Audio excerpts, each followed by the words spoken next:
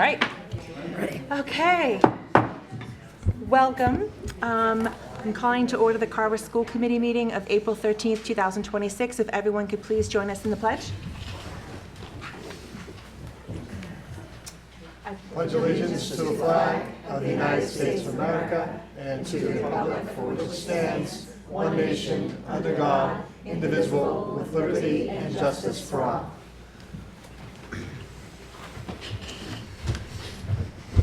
Thank you, everyone, for joining us this evening.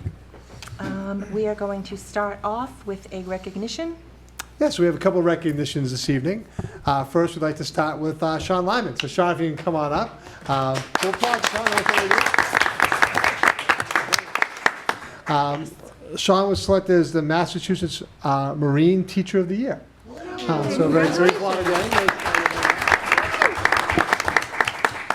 This award is given for outstanding effort and distinguished performance in teaching of marine science. This award from the Massachusetts Marine Educator recognizes individuals' ability to foster interest, appreciation, and the love of marine and environmental science in the classroom setting.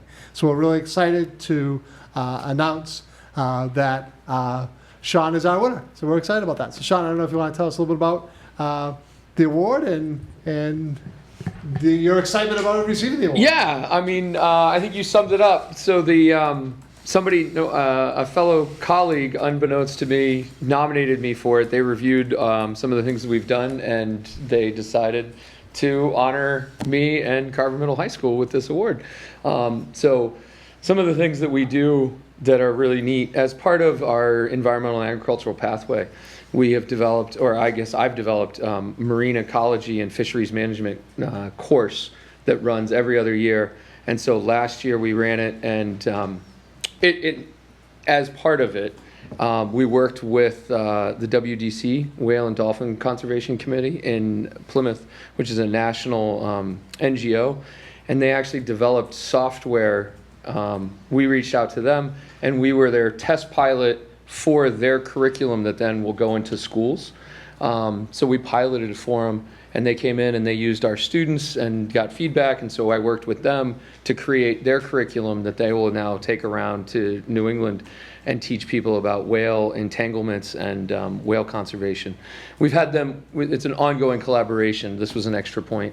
And then a couple of the other things that are outside of that class that are marine related that I've been involved in that are part of it was last year we participated in the New England Regionals for ROV competition, which is an underwater robot students built and then competed down at Mass Maritime.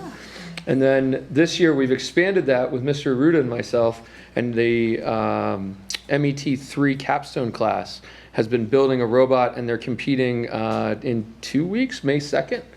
Or 3 weeks, they're competing, and this year it's at Massasoit. And so we're taking them to competition there against other schools. And yeah, that'll be really exciting as well. So we took them I took 2 students last year. This year we're taking like 12 or 13. We've expanded that. And they have a robot sitting downstairs in the makerspace that they've constructed from scratch that then will be a remote controlled ROV used for scientific purposes. But it's pretty cool that we have these opportunities to share and do stuff with our students. So, and it was nice to be honored. And apparently I'll get an original piece of artwork. That's my award. So that's awesome. We'll see what that looks like, and maybe I'll hang it up somewhere at the school. Well, congratulations. We're certainly excited to have the Massachusetts Marine Teacher of the Year here in the Carver Public Schools. I don't know Thank you very much.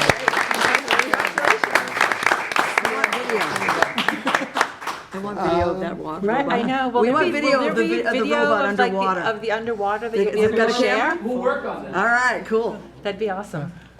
So Love to see that. Mr. Griffin is suggesting a photo with the school committee. So We always do photos school committee for recognitions for students, so why not for staff too? I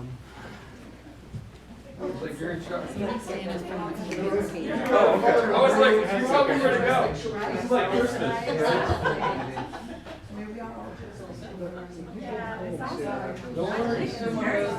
Very exciting.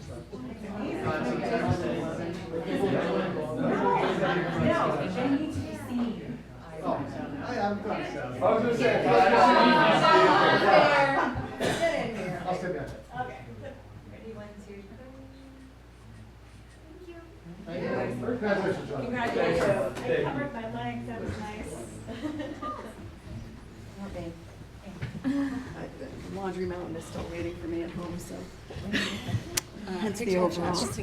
Are you serious? I swear. Okay, so now when you go shopping on the units, send me links. That's the So second thing I I, learned from there. Tom Pinto has reached out and said there's no volume for those people watching the meets at home. So we're trying to that's not solve good. that problem at this time. Can they put But- on closed So captions? Sean, if people watching staying at home did not hear your presentation. Which was really. Sean, can you hear, Tom, can you hear anything yet? There's no volume. Oh, We can hear you. Lots of volume on Tom. Well, yeah, we hear you really well. Can't hear any of you guys. Usually it's the other way around. Usually we can't hear you and you can't hear us. You can hear us. I mean, I know if I unmute, you'll hear me. Can you hear me now? Now I can't hear you. No, we can't. Can we hear you, Tom? Can you hear me? We can. yep. All right, we'll see how it goes. I'm assuming I'm up. Yeah, so you're not up yet, but I was just I was using it as the test to make sure people at home could hear. Okay. So right now you can hear me and we can hear you. So we're getting connection at home. I will shut my microphone off. Thank you, Tom. Thanks, Tom. And you missed. Sorry that you missed Mr. Lyman's presentation. We'll have him come back up and do it again. All right. So we do have a second recognition tonight, but unfortunately, looking in the audience, I don't see any of our students. But I still want to take a few minutes to recognize them. I know we had a lot of games today. Our student representative, Joe Clardy, isn't able to be here this evening because they're at an away game. So hopefully, but I still think we should take time to recognize some of these students. Absolutely. So we were going to recognize our students who were selected for either SEMSBA districts or all-state music festivals. We're going to probably recognize and congratulate our students who've been selected for these different music festivals. This achievement reflects not only their exceptional musical talent, but also their dedication, discipline, and commitment to excellence. Being chosen for these ensembles is prestigious. It's a significant honor, representing countless hours of practice and passion for the performing arts. So I'll read all the students' names and what ensembles they were selected for, because some of these students were selected for many, if not all, of the ensembles. So Lila Daly for senior SEMSBA and senior districts. Megan Daly for senior districts and for All-State. She made the All-State Music Festival, which is outstanding. Maggie Deneen for senior SEMSBA and senior districts. Maddie Ian for senior SEMSBA, senior districts, and All-State. So she was selected to all three ensembles, which is tremendous. Devin Mullen for senior SEMSBA and for the District Music Festival. Tori Tully for senior SEMSBA and the District Music Festival. And finally, Lillian Wiafe for senior SEMSBA and the District Music Festival. So outstanding accomplishments for all those students. I know they're not here, but we can certainly have a round of applause for them. Absolutely.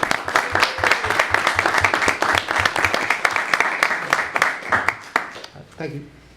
Yes, congratulations to all of those students. Okay, so that brings us to comments from the EAPC. So Tom, you're up now. All right. Welcome. So I want to kind of respond to that because I don't know if people saw, I did show up to town meeting at the very end to watch, I was able to see the vote on health insurance. But I saw you ask the question of like, who needs to watch this and about the health insurance?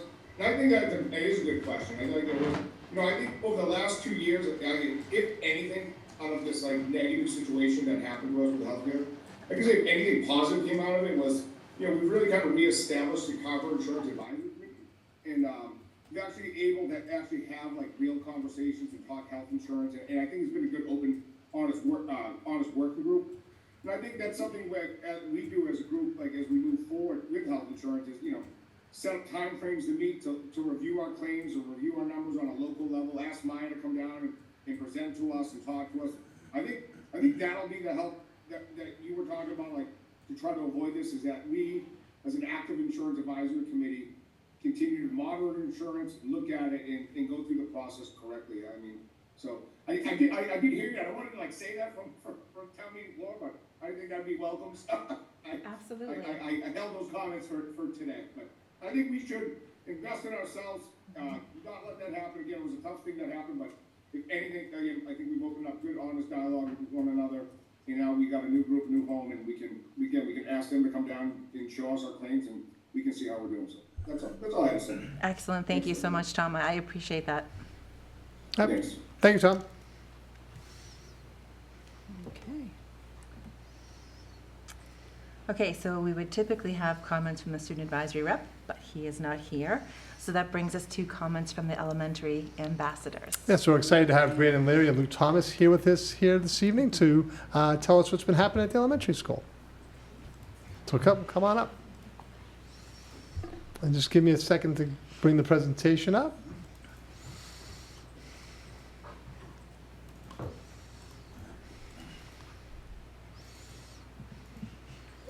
And, hold on one second, guys. Just sorry. Now we have to share the presentation with those people who are at home watching. It's a little bit of a process. Yeah. And so now we've done that, and we are ready to go. I'm Brandon. We are student ambassadors from the Carver Elementary School, and we want to share some of the great activities happening at our school. The past 2 weeks, Carver Elementary School kids in 3rd through 5th grade have been taking MCAS. It could sometimes be hard, but we could do hard things. The coyote came in the first day to cheer us on. Recess on MCAS days, and we can chew them. What did the gum do you with? I usually do watermelon and sometimes sour patch. I love watermelon and mint. Nice. The Carver Elementary School will Love, inclusion, and trust. team teaches kindness and acceptance of everybody. In the first session of the wood group, we talked about inclusion and had an activity where we talked about our emotions. We did a similar activity in PE class. It was photo cards, and if you got a green card, you had to say something that makes you happy. You were sad, gets angry, and so on. In the lit group, we watched a read-aloud book called I Am Not Just a Scribble, and made puzzle pieces and drew our own scribble faces. The focus was including everybody and not leaving anybody out. Did you know Big Ryan is like a Carver celebrity? Me too. There was an event for pre-K through 2nd graders during March for Literacy Month. Big Brian tells stories and encourage kids to be creative with voices using puppets, and they could make their own puppets too. Pie day. Sounds delicious. Kids were told to wear shirts with polka dots on them for Pi Day. Some fifth graders were trying to memorize as many numbers of pi as they could. What kind of pie do you like? I'm a pumpkin pie guy. What about you? I don't like pie. I'd rather have cake day. Agreed. At two performances and ice cream assembly, I think I recognize somebody from the pictures. I would tell you who, if I only had a brain. Oh. And it was good and creative. We put a lot of work into our rehearsals Mondays and Wednesdays after school. They were great costumes, and the set was amazing. We were so happy to perform. March was literacy, and a lot of activities were happening. He gave us a book about a kid on a bus who imagined himself to be in his own world, and took his mind back of where he was. Kids who didn't care about what others thought. My mom came in to read to our class for community reading day.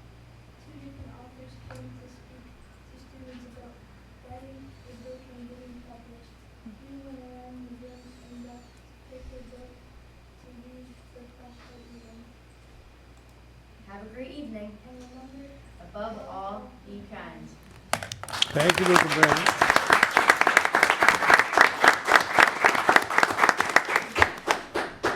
Thank you so very much. We always look forward to having our elementary school ambassadors come in and share the amazing things that happen at our elementary school here in Carver. So thank you very much for being here.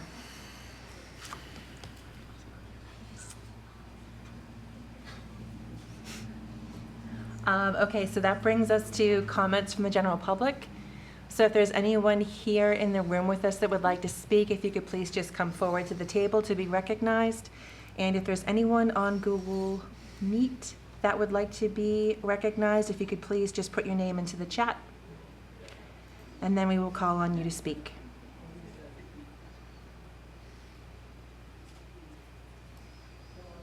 I don't see anybody in the chat. Okay. I don't see anyone in the chat. I don't see anyone moving to the microphone, so I will go ahead and close the public comment portion of our meeting. And we will move on to the next item, which is the approval of minutes. Okay. I move that we approve the open session minutes from March 23rd, 2026.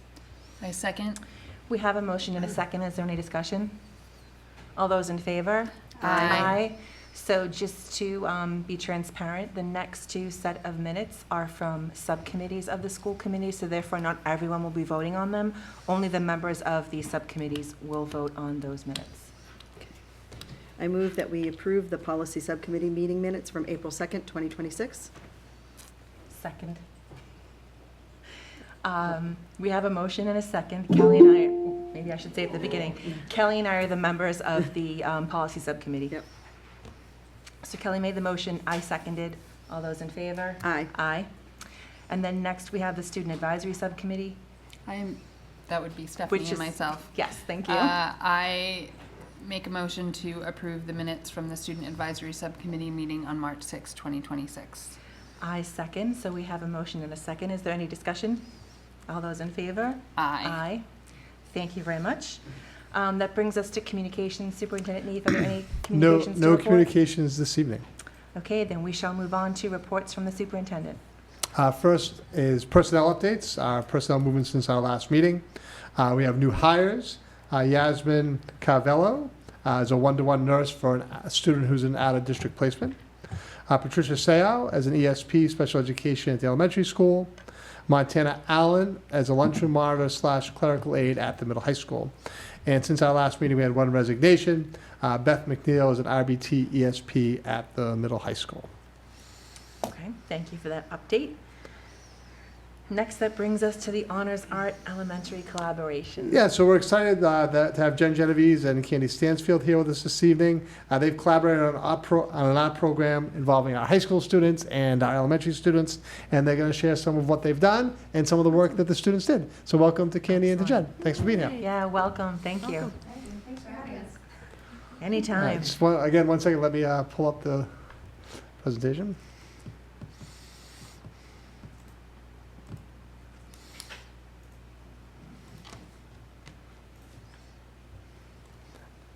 I don't know if you want to talk a little bit about what you did. Sure. Can we start the backstory? Sure. So in the high school, we offer a selection of art courses, which some of you can take for honors credit. So I had a selection of students in 2D design, 3D design who wants to take the course for honors credit.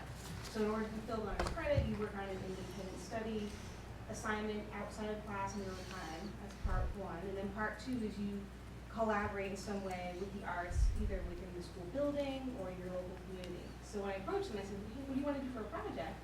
We threw out a lot of ideas, like you could do something locally in our building, you could go outside of the building, maybe the elementary school, and they kind of jumped on that idea right away. They did like, well, what would we do? I'm like, I don't know, what would you want to do with young kids? Like, what kind of a project would you want to do with them? And I mentioned years back, we had come to the elementary school, I believe we worked with the STAR program at that time, and we did a claybird project years ago. And I showed them the claybird, they're like, yeah, that's what we want to do. I'm like, yeah, you want to do a claybird? Okay, great. So let me reach out to Spastas and see if that's possible in Stansfield. And they were on board, and so from there, they started thinking about what kind of play project. We did a little bit of brainstorming. We were studying texture at the time. Do you want to fill in from this? And so Jen and Candy gave us a background of like 50 pictures. I'm just going to kind of slowly go through them as they're speaking. They're not looking to speak about each picture, just so if you know pictures are moving in the background, that's why. Sorry, Kenny, go ahead. So we did a lesson before the play project about texture, what texture is, and how we see and feel texture. And then that had to do with textured papers and making collages of different animals and backgrounds. And then we jumped right into the clay pockets, where they had to explore clay and join two pieces of clay, two slabs together, the slab technique. And and then they added texture with different stamps and letters, to their pieces, and some of the pieces are over there that the kids. They're awesome. And it was a two-part project, so the high school students prepare, we made a presentation, a slideshow that had visuals.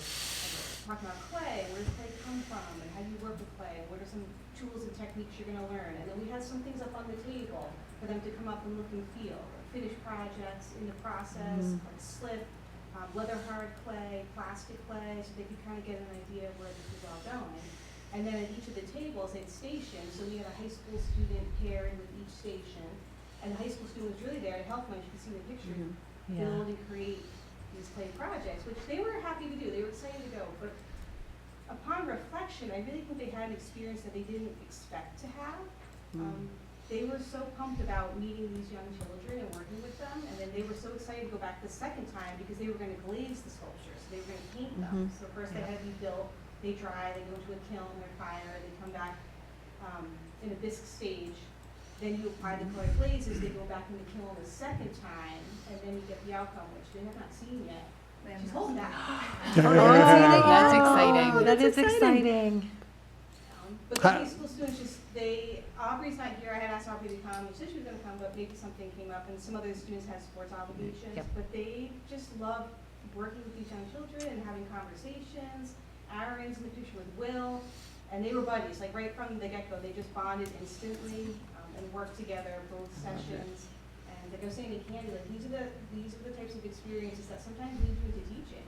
Yep. For both of us, it was working with young kids at some point transformed our lives, and I think that happened in some way for these high school students. Like they were excited to do the project, like yeah, this is gonna be fun, but when they came back, they really felt like they made a difference in someone's life. That's awesome. And it was nice to see not only the two schools connecting, but those two age groups, and students learning from students. 'Cause we don't have Yep. teachers all the time, but sometimes kids learn best when they learn from one another. And having like a big brother or big sister there and like guiding you through is really nice. And it also validates what they've learned in my class and putting that into practice, being able to teach someone else. So it was a really great experience, yeah. And how many students participated overall, approximately? 4 in the fall, but now I have over 10 this semester. And right away, when I said, you guys, what do you want to do for your community art project? Like, we want to go back to the elementary school, we want to do what they did in the fall. I'm like, okay. Awesome. That's And awesome. and Katie, how many elementary students participated? About 24. About 24. Amazing. So, Ms. Max has said, sure, come back. And now we'll be back with Ms. Wall, Mrs. Wall, and one of her kids is actually one of the students who visited in the fall and helped us with the play project. But now we're going to do Mother's Day craft. I'm like, okay, well, what do you want to do? And they were talking like Easter or something. I'm like, well, that's too late because it's already, we're too close to that. I said, Mother's Day gift. I'm like, that might actually be something we could do. And then they started coming up with ideas. What would that look like? And now we've been brainstorming. And so we'll meet during the WIN blocks. So we'll meet this week and start working on a visual presentation. We'll start making a sample project. We'll go through all the steps, like work it all out, what people do, make sure we don't have any issues when we get there. Yeah. So they learn how to prepare and do all those things ahead of time, and then have the sample project. Like the high school students had done a few sample projects to bring there, so they'd already gone through the steps and were prepared, so. Yeah, and we just thought it was an outstanding collaboration between the middle high school 100%. students and the Awesome. elementary Amazing. students, and a thing that can happen in any district, but certainly can happen in a small district like Carver. So I want to Yeah. thank Jen and Candy for that work. It's nice the schools are close together. 'Cause Yeah, yeah. Yeah. It makes it easy. Yeah. Yeah, and just seeing the way they're looking at each other in the pictures. Yeah. I mean, They look like they had a great Sorry time. about those. I think those might have accidentally. Yeah, let's go. We had a couple at the end. We had a couple at the end. The rest, That the was last an three, error. the last That was three, from something yeah, the else. last three were unrelated to the Yeah. the art And project. sometimes when I'm moving pictures, they get dragged into an album. That was a shutter speed assignment and part of Mean Girls. I was gonna say that was Mean Girls. There's always a slip of the mouse. right? Inside of the- Yeah. What's going on here? It's awesome. Yeah, So- they're just, oh my gosh, talk about like heartwarming and just seeing the connection that we're able to create, across our district. I mean, to me, like this is what we're here for, right? I mean, the younger students are excited, the older students are excited, and like you said, who knows where this could lead for either the elementary school or the middle high school students. So thank you so much for putting this together. I just think it's amazing. Yeah, and thank you for being here this evening Yeah. to Yeah, celebrate thank you for our sharing. students. Coming. We were wonder, like, what are we doing? Because they haven't touched play yet, so this was all new exploration for them, brand new. So it was, wow, it's. They And there's just some jumped great right in, products yeah. on Yeah, they Yeah, jumped they right got in. amazing. Oh my gosh, I can't even imagine how excited they're gonna be to see everything Oh, once, yeah. once, Oh, once it's yeah. done, finished projects. They're gonna be so excited, it's so amazing. Thank you so All much right. for being Thank you here. very much. Thanks for being We here. appreciate it.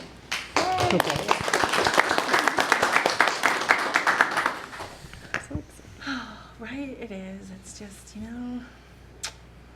community can be beautiful.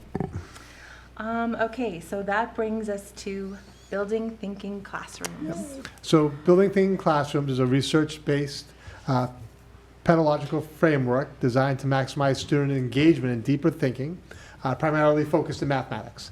So we're excited to have Erin Young, our math department chair, and Jen Kelly, our math coach at the elementary school, who are going to share some of the basic tenets of this concept of building thinking classrooms and provide examples of what it looks like in math classes throughout the district. So welcome to Erin and Jen. Thanks for being Welcome. here. Thank you. And Sam's going to be a second to pull up the presentation to share it out with the community. It meets.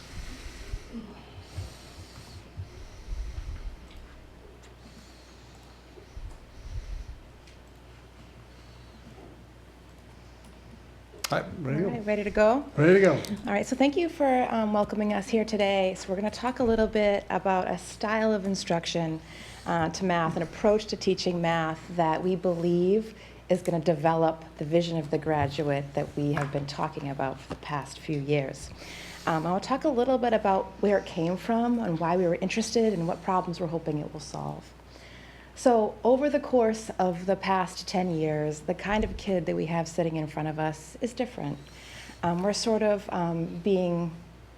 as teachers, we have to react to some cultural changes in terms of having kids with immediate gratification at their fingertips and getting the answer right away and wanting the teacher to just give them the answer and process right away. And we had to respond to that because at our core we thought, I don't know if real thinking is happening and kids are struggling and don't know how to engage in the productive struggle. And especially around COVID and post-COVID, where we're seeing that there was a need for us to change what we were doing. It didn't seem to fit the type of student that was in front of us anymore.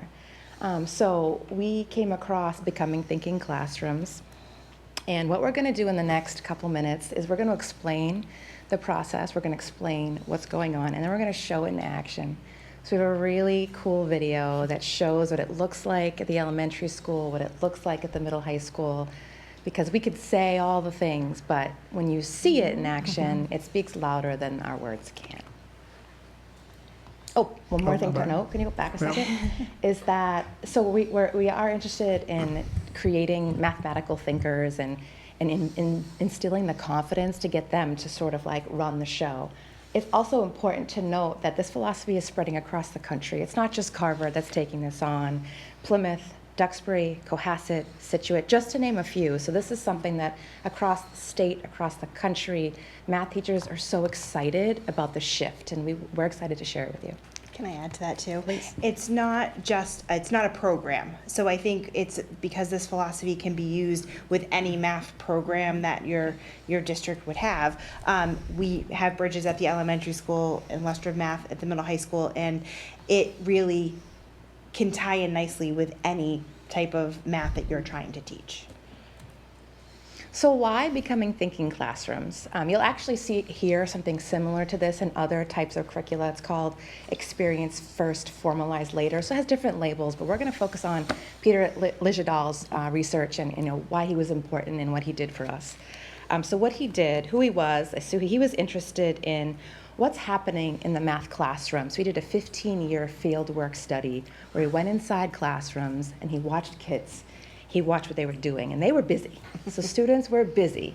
They were doing the things, right? So they were doing things that they thought were learning. But when he really investigated the actions and the behaviors, what was happening in these classrooms over the course of those 15 years, he found that they really weren't thinking, but they thought they were. So if they weren't thinking, what were they doing? So he observed 5 student behaviors that you can see here on this chart. The first one, which is the lowest tier, I guess you could say, is the slacking, and that really was about 9% of all the kids that they that they observed. And the slacking is really the kids weren't doing anything. That's pretty self-explanatory, but it happens. Next was stalling, and when kids are stalling, they're avoiding, right? They're going to the bathroom, they're wandering around the classroom, they're sharpening their pencils, and it's really because they don't know how to get started on the problem, and they think if I just wander around long enough and I kind of fake it till I make it, my teacher's gonna come over and help me and give me support. And that was about 13% of the group. The next is the faking, which was about 6%, which these are the kids that look like they're doing what they're supposed to be doing. So they're writing, they look like they're taking notes, they look like they're solving the problem. But if the teacher walks over and actually looks at what they're doing, they're really not accomplishing much. And they're killing time, again, until the teacher will help them. Then the biggest population was at 53% was the mimicking. And these are kids that, I mean, we see all the time, this happens. And these are kids that they're being that student. They're doing the task of a student. They're sitting there, they're following directions, they're doing what the teacher is asking them to do. They're following an example, but the problem is that they're going through the problem and solving it, but they really don't understand what they're doing. And a quote from the book is that 100% of these students were doing this because they thought that's what their teacher wanted them to do. And when you read that as a teacher, it's a little scary because you're trying to get these kids to think, but they're actually not thinking. They're just going through the steps. They're going through the process. If I could add one more thing about this particular behavior is that it works sometimes. But if a problem changes slightly, if there's a slight nuance, they don't know how to deal with it. It doesn't follow the pattern of what it is. And so we were finding this happens a lot, at 53%. So when the problems changed a little bit, that's when things sort of exploded. And they don't understand or make connections. So, and finally, the last group was the tried it group, and these are the kids that are trying it, they're failing, they're trying it again, they're working through it. Whether they get the right answer or the wrong answer, they're looking for the feedback. Those are the kids that we want in front of us, and it's just what the teacher intended to have. So those were the behaviors that he observed in his research. So we have all this information about what we don't want. So now we want to talk about the shift. So what does it look like to move in the right direction? And I think it's important to look at these two pictures side by side. So what you see on the left is a classroom from the early 1900s, teacher focused, kids sitting down, looking at the teacher. Their information is like being poured into their brains. And that was a model that worked for the time. And then the classroom on the right could be a modern day high school. So the actual structure, like the actual foundational structure of a classroom, doesn't look like it's changed much, and that, for us, felt really bothersome. It felt like there's something wrong if these two pictures sort of look the same. If we could move to the next slide. So here in Carver, we've been very lucky to have had the chance to redesign our classrooms. So 2 years ago, the math department was lucky at the middle high school to secure some funds through the classroom modernization plan, and we got to redesign our spaces. So you're going to see the two on the left are our middle high school rooms, and the one on the right is a elementary school classroom. So as you can see, the spaces are designed now for collaboration. They're at tables. There's a lot of whiteboard space. In fact, at the middle high school, we wanted to really maximize the amount of whiteboard space that was there because we were going to get kids up, standing up and working at the boards, and I'll talk about that in a minute. We wanted to create spaces for collaboration, and then if you noticed, the amount of magnetic supplies that we've been requesting has gone through the roof because we want to put them up at the boards, get the kids standing up. So if this is what the space looks like, what's happening inside that space? So in the book, he highlights 14 key practices, and we're not going to spend all the time today going through every 14, but we kind of pulled out our top 5 that we feel is represented in one form or another in the elementary school and the middle high school. the use of these practices, we're going to go through and explain to you what they are so you kind of understand. And you'll see in the video all of these things kind of happening. But the shift, what we're trying to shift in our classrooms is moving, next one, is from the teacher-centered classroom to the student-centered classroom. So in the traditional classroom, it's a lot of, I do it, we do it together, and then you go off and do it. But really, we want kids taking that ownership from the get-go and making sense of their learning, because as Peter says, if they're not thinking, they're not learning, and we want our kids learning. So this shift to the BTC classroom is really helping teachers to be the moderator and the facilitator to get the kids up and moving together. So one of the important tenets, one of the primary tenets of this kind of instruction is to get kids up at the whiteboards, the vertical, non-permanent surfaces. So we get the kids up at the whiteboards, and we have one marker per group. So they can feel free to write on the boards, and it's not permanent. So it's more, it's actually a little bit lowers the riskiness of being wrong. If I put a mistake up, I can erase it real quickly. And you're going to see in the video that happening. So they make a mistake, they figure it out together, and then they just wipe it away. And there's something a little bit more, I guess, you get permission to make a mistake in a way that is a little different when it's on a pen and a piece of paper. So when we get them up, they're away from their devices, which is important. They are together, they're collaborating at the board, but the most, I think, important thing that's happening is that the teacher can look around at all the boards and can see the process. So before, when they're writing it, like there's no way for a teacher to check in with everyone, but now, because it's so visible, you can sort of see their thinking in action. And then, like I said, there's something really liberating about having a marker in your hand and you can erase away your mistakes. So here is an example of the kinds of problems that we'd like to throw out at students and have them wrestle with it. Do you want to? Sure. So the one on the left is an example from our Bridges curriculum. So as I spoke to earlier, we can use our curriculum with this. And it's really moving kids away from just solving a worksheet of problems or going through word problems and just finding that routine. Because a lot of times what we see, especially in the elementary school, is they read a word problem, they see two numbers, they add them together, and they think they're done. And we are really trying to get kids out of that because we know it's not just addition word problems. And we kind of present problems that are engaging in a way to get them thinking, to manipulate numbers, to really work together to solve a problem. And you'll see that in the video. And it's also about giving students options, that there are many, many different ways to solve a problem, that you don't just need to solve it one way.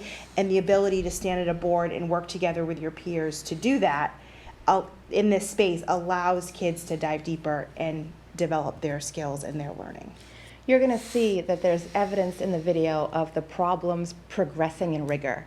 So that's important to notice, that it starts off with a clear entry point, and then slowly over the course of the lesson, the rigor builds, and the kids are experiencing it together. So you're going to hear me, the volume when you do hear me. I'm going to wake you up a little bit. But when you hear me, I'm launching some like pre-thinking scaffolds. So I know that this problem's about to get tougher. So we have a moment in the lesson where we pause, and I'm warning them. And I'm giving them time to think about, how is this problem getting tougher? So we make all that visible, but I don't answer the problem for them. I just warn them this is where it's going. So you're going to see some beautiful moments from Nate Miller's class, from Tammy Johnson's class, from my awesome students, of where it kind of goes from there. So then you're going to see students working. So like they've been introduced to the problem, they're going to their whiteboards, and then you're going to see the real beauty in action. So when they're working, you're going to see the teacher's role in this shift from what it used to be back in the early 1900s. We are the people that are listening. We are walking around, we're cueing as needed. We're asking kids to paraphrase your thing, tell me about what's going on. So we are really and we're listening for misconceptions as a whole. So the teacher's job is shifted a little bit, really to the facilitator. So now, I do want to talk about how that collaboration is created. So we want to teach kids that they can be successful working with any type of student. And that is hard. That is hard for a developing middle school mind, and it is hard sometimes. So one of the really important tenets of this is to have random grouping every day, to teach students that they can be successful working with anyone, and that their group is a unit, They are working together as a unit. And you're gonna see this gorgeous, I have to tell you to pay attention to this part of the video. So they're in the elementary school, they show the random grouping. And you're gonna see the kids' reaction to it. Now, you might think that they'd say something like, oh, I gotta work with that person, or like, yay, I gotta work with my friends. You won't see that. I want you to pay attention to the little boy and what he does when he finds his group. It's great. It's beautiful. So I just want to say that to you because that's really the culture that we want to create. We want to create the idea that kids can work with anybody, but it's hard. It's hard to do, and sometimes it's uncomfortable. So I do want to say that like this isn't an easy thing for a student to have to go through. Middle school's a crazy time. High school gets more complicated with some of the social things. So this is a hard thing for kids to do. In addition for it to being hard because they have to work with different kids, it's also hard because struggling in math is hard. It's designed to give you something that you have to think about, and that's not always comfortable. So I do want to say that there are drawbacks to this sometimes from a kid's perspective because they feel like they are in a place where they have to figure this out. And so what we have to do as teachers is to empower them, right? We have to convince them that they have the ability to do this all along. And if they need some cues and some little light along the pathway to get there, then that is our job. But it's hard sometimes, and I think we wouldn't be doing it justice if we didn't say that exists. And just to add to that very last bullet on that last slide, it just talks about how for kids who do struggle, having that ability to be part of a group, and it takes the pressure off those kids on that individual. So if you're like, this isn't something that I'm really feeling comfortable with, I feel like now I can do this with a group, and I feel like I can be successful and learn something from that process. So all kids, any ability can enter into this. So at this point, you might be asking ourselves, in theory, this sounds good, but how do the students and the teachers know that they're getting it, that they're taking away the things that they need to take away? And so that really happens in the synthesis of the lesson, the moment when the teacher sort of unveils the big idea. But secretly, it's been happening all along. The kids don't really realize it sometimes. So when you watch the video of the synthesis part, I want you to pay attention to a couple of things. There's this gorgeous moment where like Jen walks over to a group and says, like, tell me about your thinking, like really paraphrase what you did. And it's that moment where they're reflecting on it and they're sort of proving that they know it. There's an awesome moment in Nate Miller's class where he says to them, like, defend your argument, like, tell me what's going on. They do gallery walks around the room to sort of see all the ideas and how they're all the same. But the teacher does have the responsibility to sit back and say, like, I gotta tell you all the misconceptions. I gotta tell you all the little tiny places where you might go wrong. Sort of like put that on the table. So that synthesis in the lesson does happen. It just looks different than the traditional lesson because we are reacting to their ideas, not imparting knowledge, but we are reacting to their own reaction to the problem. And I think just to add to that piece too, is that, you know, I have heard in kindergarten, kids come in and say, I'm not good at math. And it's really heartbreaking to hear at such a young age that they already have this like stigma against themselves for math. And this ability to collaborate really helps kids to feel included and feel successful and show ownership. And you know, there's a lot in this book that it would be hard to do this all day, every day. You know, we're dipping our toes in it and trying at different parts for different ways to make it work. And I really think it brings that sense of meaning for kids and help them feel successful. And I think that's important. And I think it's the teacher's responsibility to really sell the idea to the class that the students made the discovery.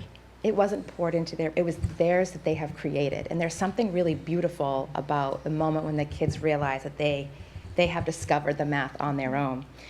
So that's really what we want, right? We want to create innovators and thinkers and change makers and leaders. And I think when we talk about the vision of the graduate, these are the steps that will get them there.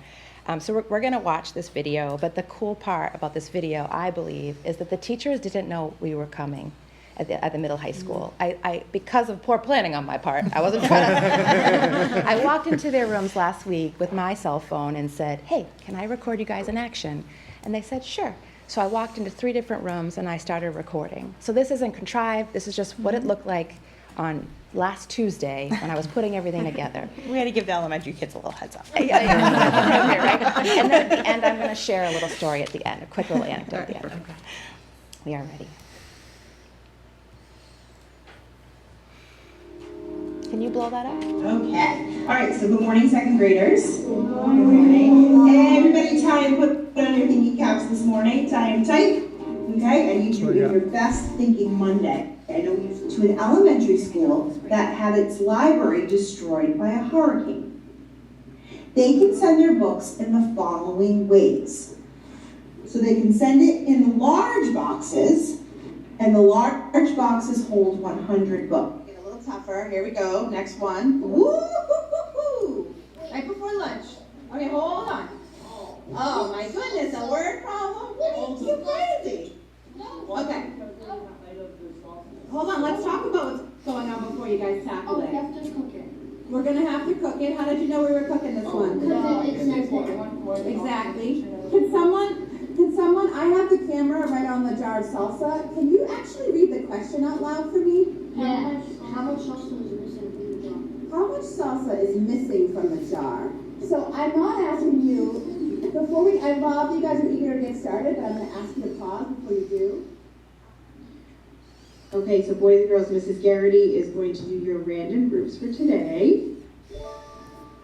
Perfect. So you're going to find your group and head to your board. And make sure you have one marker per group.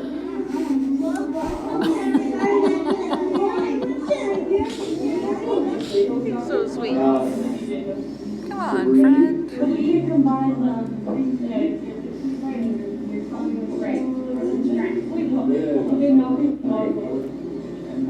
Oh, wait, yeah. I'm smart for a minute. Equal 814, so then one medium box. Wait, one medium box. If you forget how many holes. And 4 envelopes.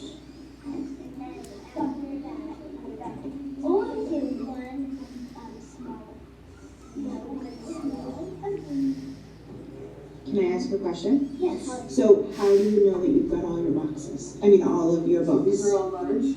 I don't know because we have like icon, down we have the exact number. Yeah, I also So 8 large boxes is how many books? It is 800.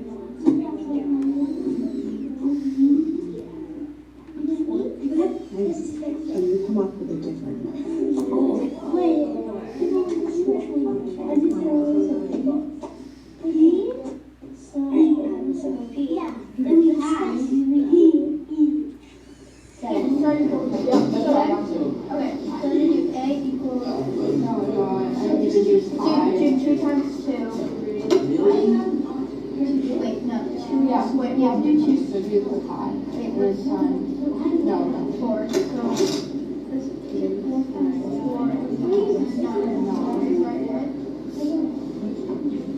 Just so you know that this is actually a volume formula.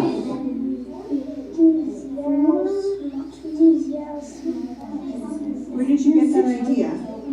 Yeah, you saw that on the board that they didn't use any small boxes.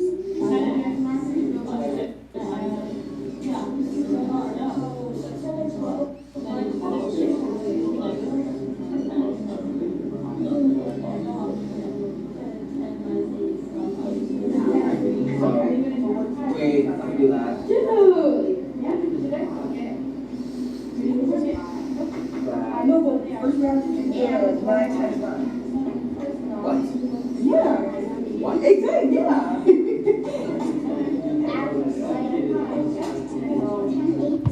And then do 10 eighths. 10 eighths. And then 10 eighths. Wait. 1. So wait, let's do 8 of the 10. Wait, let's do 8, 10. Let's do 800. This is also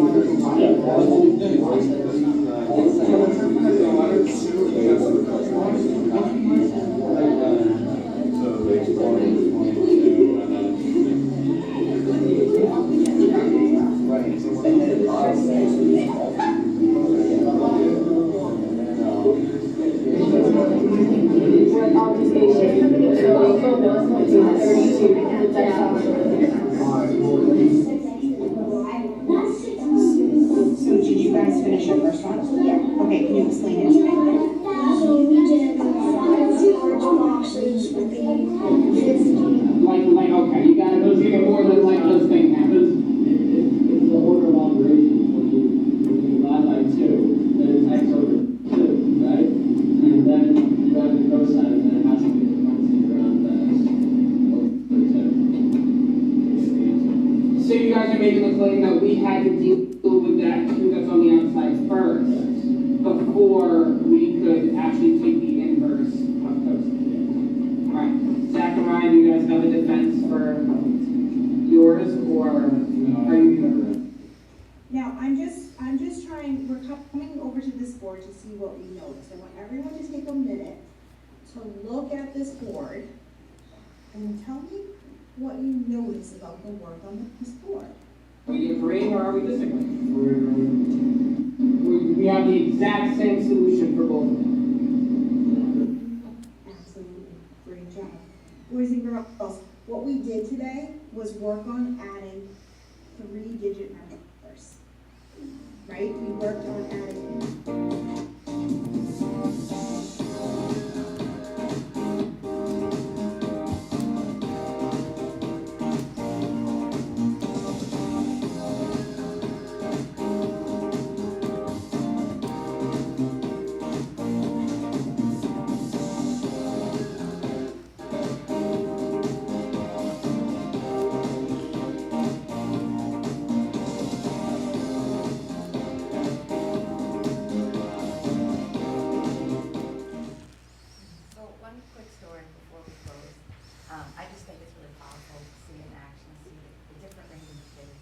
Engaged and working together.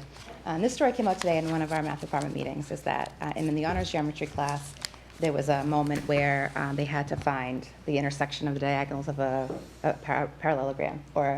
And two kids came up to Miss Johnson and said, we have a theory about how this is going to work. Is it true that we could just take the x values and divide them by 4? And it's different. I don't know if that sits in their honors geometry book. And she said, you know what? Why don't you test out your theory? And it worked. And so they discovered something a little new, a little different, and they didn't have to have that information hand-delivered to them. There was a self-discovery there that was really powerful. And so those are the moments that I think empower students. Like, yes, we can find new information, we can discover, we can figure this out together. And I think those are the sweet moments. Does it work every day? Nothing can work every day, but those are the moments that sort of carry you through, because this is where we really see how powerful it can be for kids. Very good. So this philosophy is taking hold. So we're not saying that every teacher does this in every math class every day, but it's certainly something that we're working at both at the elementary and the middle high school level in terms of having teachers incorporate this at times. And people are kind of on a range, quite honestly, or on a continuum where they stand in terms of their implementation, and it's something that we're going to work to build on over the next couple of years. Thank you. So, Erin and Jen, I don't know if you have anything additional or any questions or thoughts? Or Are you focusing on any particular grades right now? Is it going to be? It's everyone. It's everyone. So you saw grade 2, it was grade 2, right? Yeah, so we our 3rd through 5th grade teachers have read the book as part of a book study 2 years ago or a year ago, and we're trying to kind of slowly roll it out. Most recently, I've had some teachers in the younger grades just because they've been focusing on literacy, but some teachers have expressed interest, so we've started to kind of dabble with the younger grades. But you can start as young as kindergarten and go obviously up to high school. And the goal is that hopefully if they start doing it at the elementary school and get comfortable with the process, when they move up, they're going to feel comfortable. And not to say it's not happening in the middle school, it's probably our teachers who are farther along the continuum are probably at the high school level, but some of our middle school teachers are beginning to adopt this approach as well. Yeah, I can just see how this is hugely beneficial for middle schoolers in particular. Yeah. Especially those middle schoolers who struggle with math, which I know that my daughter has been to you before. Yeah. And so, yeah, she thinks she struggles. If she put a little bit of effort into it, she'd be much better. But I think that would be an environment like this where there's not a lot of pressure. Pressure. On those kids is tremendously beneficial all the way around. And I think when you have those eyes off of you and you're part of something, it just makes it feel a little less intimidating. I agree. And I see it really even in the younger grades. Like I walk out of classrooms and they're like, "That was amazing. That was so much fun." They don't even realize that they're doing math. And you can see, it's hard to tell unless looking at the actual problem and the examples, but there's just so many different ways kids approach it. And some of them are surprising to the teachers because we're like, "Ooh, I never thought of it that way," which is a great learning opportunity for everybody in the room. And as a teacher, that's hard sometimes because you have that element of unpredictability. Like you don't know where they're going to go with it, so you have to sort of be ready for. And so that can be uncomfortable to give up that control. Yep. And I think that's part of the reason why it is harder to implement because of that element of like, where is this going to go? But over time, you sort of learn to trust the process, and I think that over time, it's uncomfortable like anything. But aren't we modeling what we want our kids to do? Yeah. And it's certainly aligned with our district and initiatives in terms of, we've talked a little about deeper learning and developing critical thinking skills. The living classroom approach clearly aligns with those concepts. And they obviously enjoyed it. Yes. Yeah. Yes. And away from their screen, which is also. I think that's important. It's so good. I would say also too the development of number sense, that sense of being comfortable with numbers. You see that in the students in those classes. And I know, like, historically, if you visited a math class and asked somebody, "What are you working on?" Oftentimes the answer is like, "Well, we're doing 4.1. Yeah. Next week we're doing 4.2. Yeah. And they, "Well, what is that?" And like, "I don't know this." But when you visit these classes and ask students, what are they doing? They can explain the task and how it connects to things and how it could be used. They're able to explain the math and make sense of it. So it's powerful. I just think it's been, again, hugely beneficial, just in particular the middle school, only for the fact that a lot of those are the COVID kids. Yeah. That were out, lost half their kindergarten year, first grade was, mostly remote. I just think that would be amazing for them. Yes, I do too. 100%, yeah. So I just want to add quickly, this was the one thing that Joseph wanted to talk about the most. He was sad he couldn't be here to share his experience, so he did ask me to just share that he does see it as building a sense of community and a sense of being comfortable talking about different concepts and different ideas in groups. So he said that he has seen it really transform the way kids in his class, including himself, look at math. That's great. So I just wanted to share that with you. you on his behalf, but he had a tennis match. So in Nashville today. So I just wanted to make sure that I mentioned that so that you knew it. That's great. Thank you. That's great. So thank you very much for introducing this, especially across the district. I mean, like you said, to think of where these students will be that are in elementary school once they get to middle and high school. We're going to be ready for the challenges that are coming your way, because they're gonna, that's the goal. I'm sure, which I'm sure you will be. But thank you so much for coming in and for sharing this with us. Thank you. Anytime. Thank you. Thank you. Thanks. Just before we go on to our next presentation, Ken and Jen, you're more than welcome to stay, but I also, no one's going to be offended if you want to break down your art and. Yeah, absolutely. Absolutely. I don't want you to. Yes. Thank you. And please let the students know how impressed we are with all of them. I will. Very exciting. I know, will there be an art show where they'll be on the slide? We'd have to ask Candy if they'll, as she knows she's leaving. Right, yeah, we should have that Well, earlier. that is part of, multicultural like the last few years. I just remember the elementary school kids, like have a display at the middle high school and. Yeah, that'd be fun. Anyway. All right, are we ready to transition? Yeah, let's go. Yes, so we are going to move on to the NWEA review for middle high with John. So thank you, John. And John, if you don't mind, I don't know if you're on a mic over there. Yeah. Oh, slide one over. Beautiful. Beautiful. Okay. So this is actually sort of the complementary presentation to one I did. It was a month or so ago now, but since then, we've had blizzards and vacations, and lots of focus on the budget. Yep. So just now I'm getting back around to it. And remember when we talked about the elementary school and middle of the year benchmarking, I sort of used the analogy that they're engaged in a long, arduous trek. It's a year-long trek up a mountain as they learn more and continue to develop. So I use the same exact metaphor. Not all the same slides, but some of them, to talk about the middle school. So just as a reminder, especially for people who didn't remember or aren't familiar with it, and doing the ABS signal,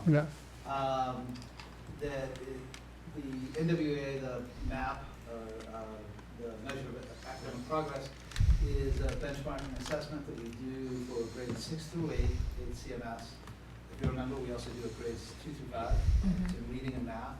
And it gives us a sense of where students are and what they're ready to do next, or maybe what they need a little help to go back and build skills to stay current with the curriculum moving forward.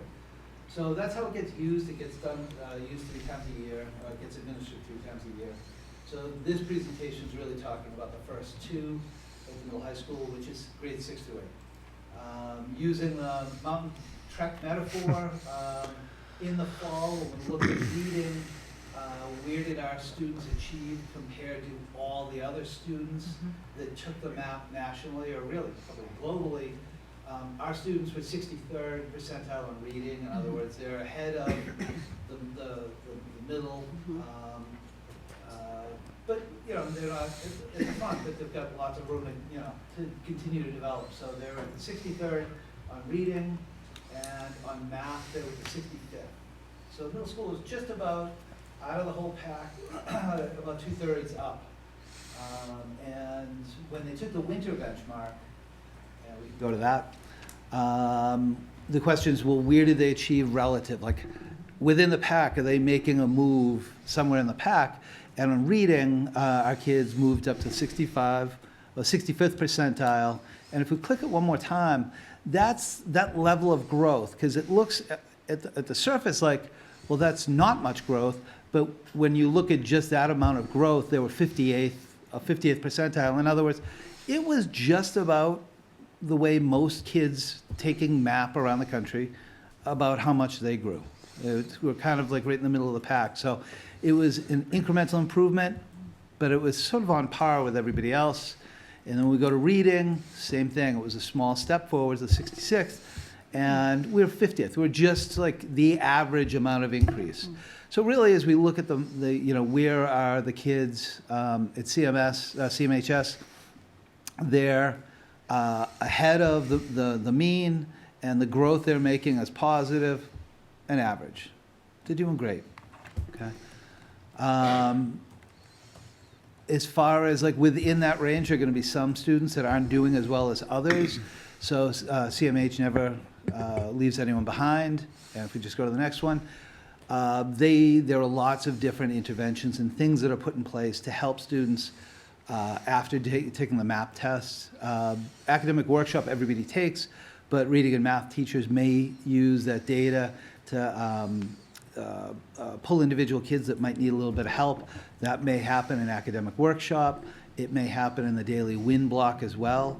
Sometimes if a student's been out and sick for a while, it's a good chance to get together with a teacher and get some stuff made up or relearn something. There are after-school opportunities, either with teachers or with the National Honor Society tutors. And I know there are some teachers who actually combine it, encourage kids to come after school, and then they bring them down to where the National Honor Society kids are, and they'll sort of break them up. You two go with this student. These guys need a little help with fractions. I'll put you over here, and I'll take these kids. So they're really trying to leverage all the different resources there are to help students catch up. And then even within the schedule, there are things like the literacy lab. Next year, there'll be a math support course. And then, of course, like study skills courses. It's not for general ed students, but for a student that's supported through an IEP. They'd have those study skills courses, too. So as you look at the mid-year benchmark, we're in good shape. We're moving in the right direction. and there's some good things put in place to support anybody that might be struggling. And the other piece I want to highlight on that is next year we're going to build, we had a literacy lab in 6th grade this year, we're going to build on that next year. And also do the math, we're going to add the math support class in 6th and 7th grade. And that's going to be tied a little bit, some of the data they're going to be using for who's in those classes will be based on their performance in the NWA. So we're using that data directly to build in supports for students through a beginning of an intervention model for 6th and 7th grade through the literacy lab and the math support class. And then really, just like when we talked about the elementary school, I think it's so important as we sort of talk about what the teachers are doing, what the kids are working on and learning, and the opportunities they have for help. If we go to the next slide, I think it's really important to remember, too, that parents can help students on this journey, especially middle school parents. I know sometimes when students leave elementary school, parents feel like, all right, there, I can push them out of the nest, but you really can't. They're not quite, they're getting close, but there's a lot that parents can still do to make a really tough part of the trek successful. And if we go to the next slide, I'll give a couple examples over the next few slides. That, it's a reminder and putting in perspective and using my metaphor. It's really, middle school is not a flat path. It is a rigorous ascent. It gets really steep. Teachers will clear the trail, but really, kids sometimes need some help to get all the way up it, and it's long. It's a long year and a long 3 years.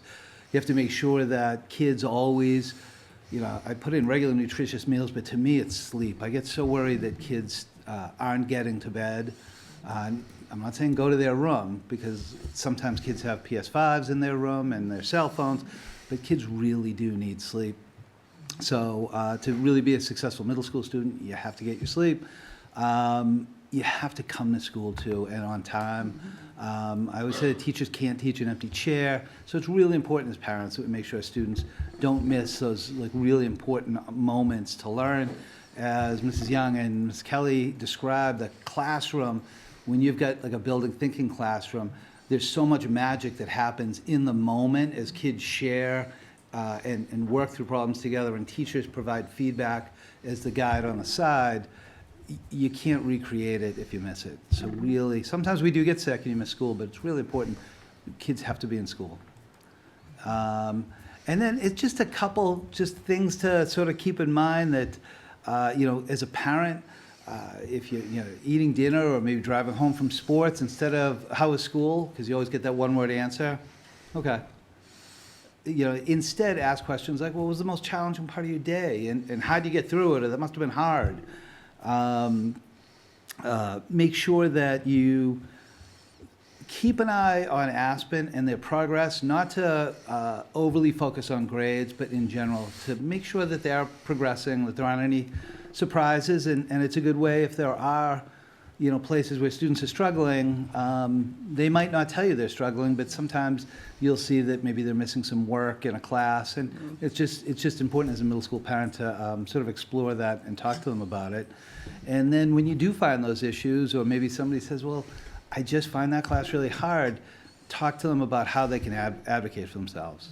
So, as parents, do those sorts of things, and then keep reassuring kids it's only hard because it's worthwhile. So just keep plugging away at middle school.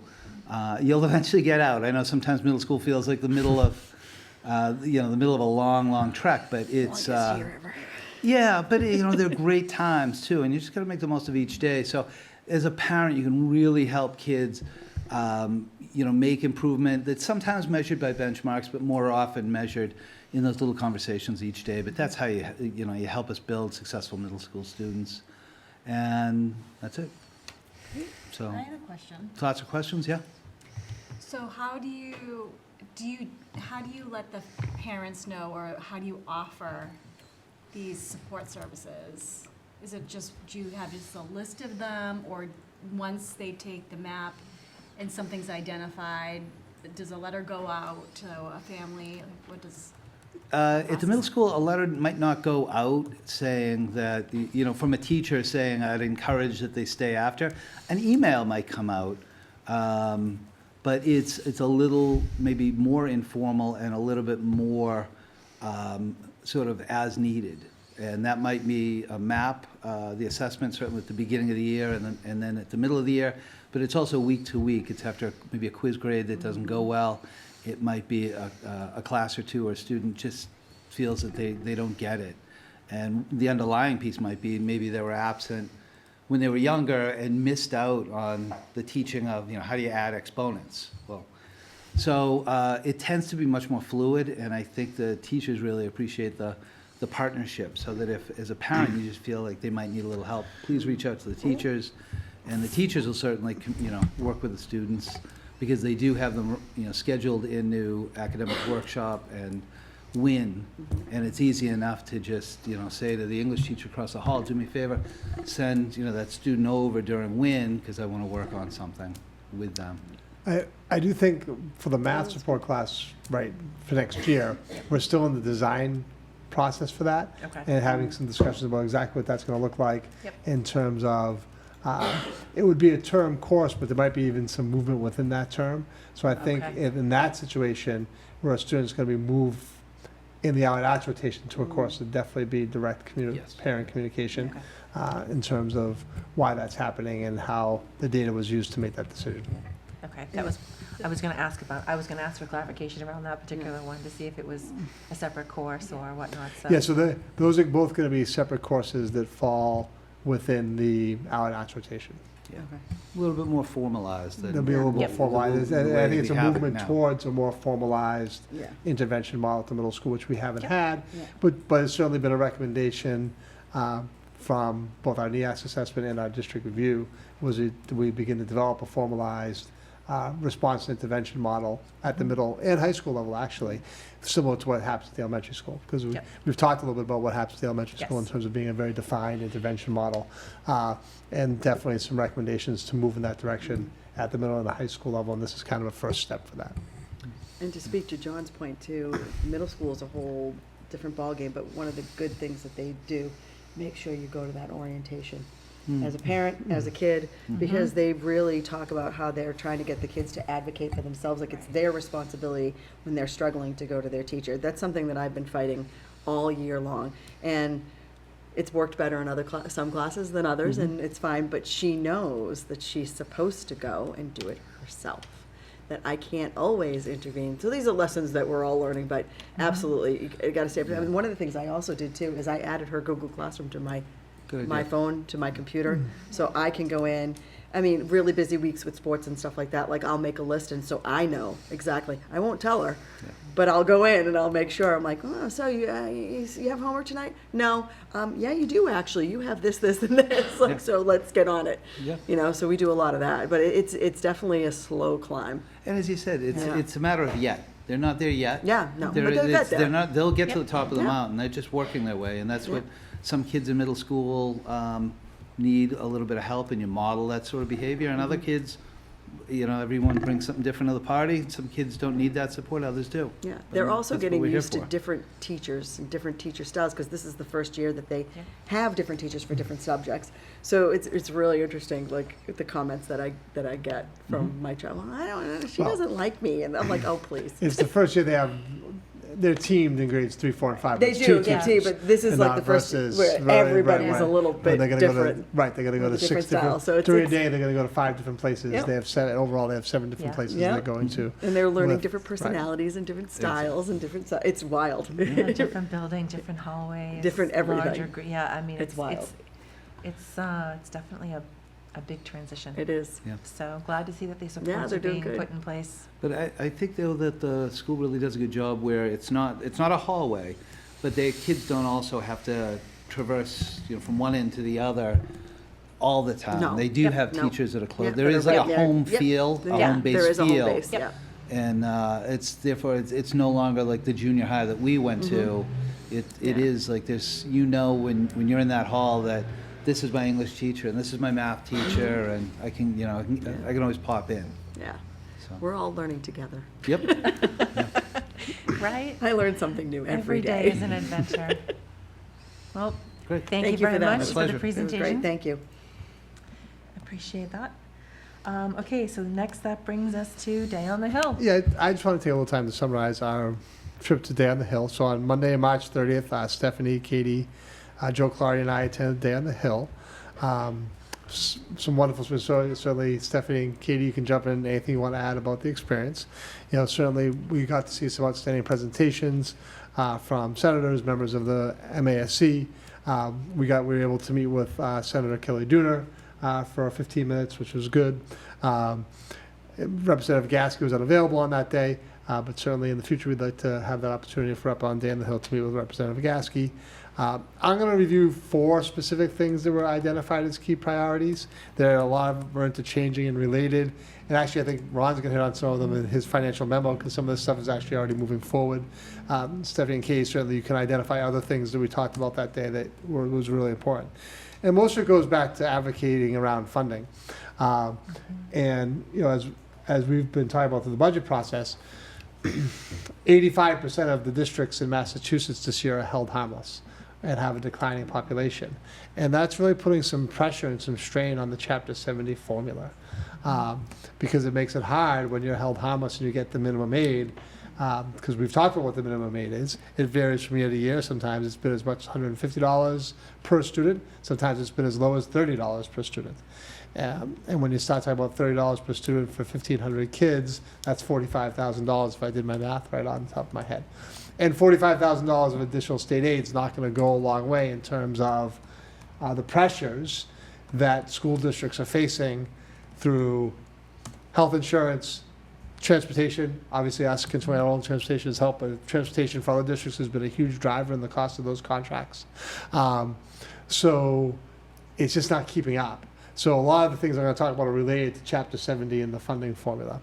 So the first big point of advocacy was to change or update or fix the inflation formula calculator used in Chapter 70, saying that there is a formula in there to bump Chapter 70 up a little bit based on inflation, but it's not keeping pace with the actual inflation that's happening in terms of the cost of goods and services. The second piece was to very directly advocate for a minimum aid of $150 this year for FY27 as the House and the Senate and the Governor rectify their budgets and pass something by, supposed to be by July 1st. Sometimes they go into the end of July to pass the budget for next year. That's when we find out what that number is. And we talked about that a little bit through the budget process.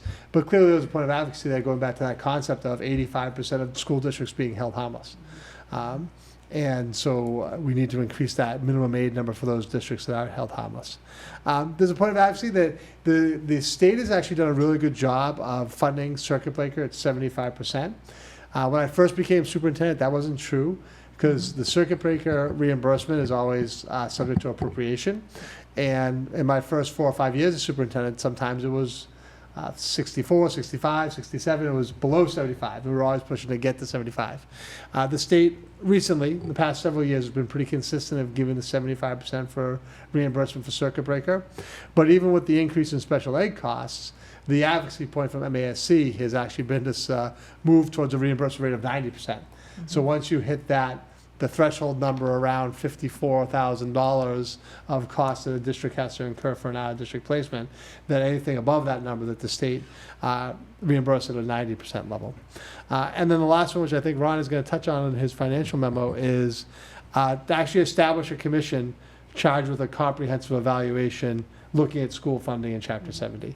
And I think there's some real interest at the State House level to do that, to say, look, yeah, it is problematic the way the structure for state funding of education is really happening at this time. And it's not meeting the needs of many districts. And as we've seen, even throughout the, if you watch the news throughout the South Shore, there are many school districts that are facing really crippling financial challenges. And that's across the state. So there's a real push to say, maybe we just have to look at the whole process, look at the approach of Chapter 70, and maybe there needs to come up with a new system. There's no specific proposals yet on what that new system would be, and honestly, I would think that's going to take several years, and then there'll be some implementation years after that. So this is something, if it happens, to see real change, maybe 4, 5, 6 years down the road.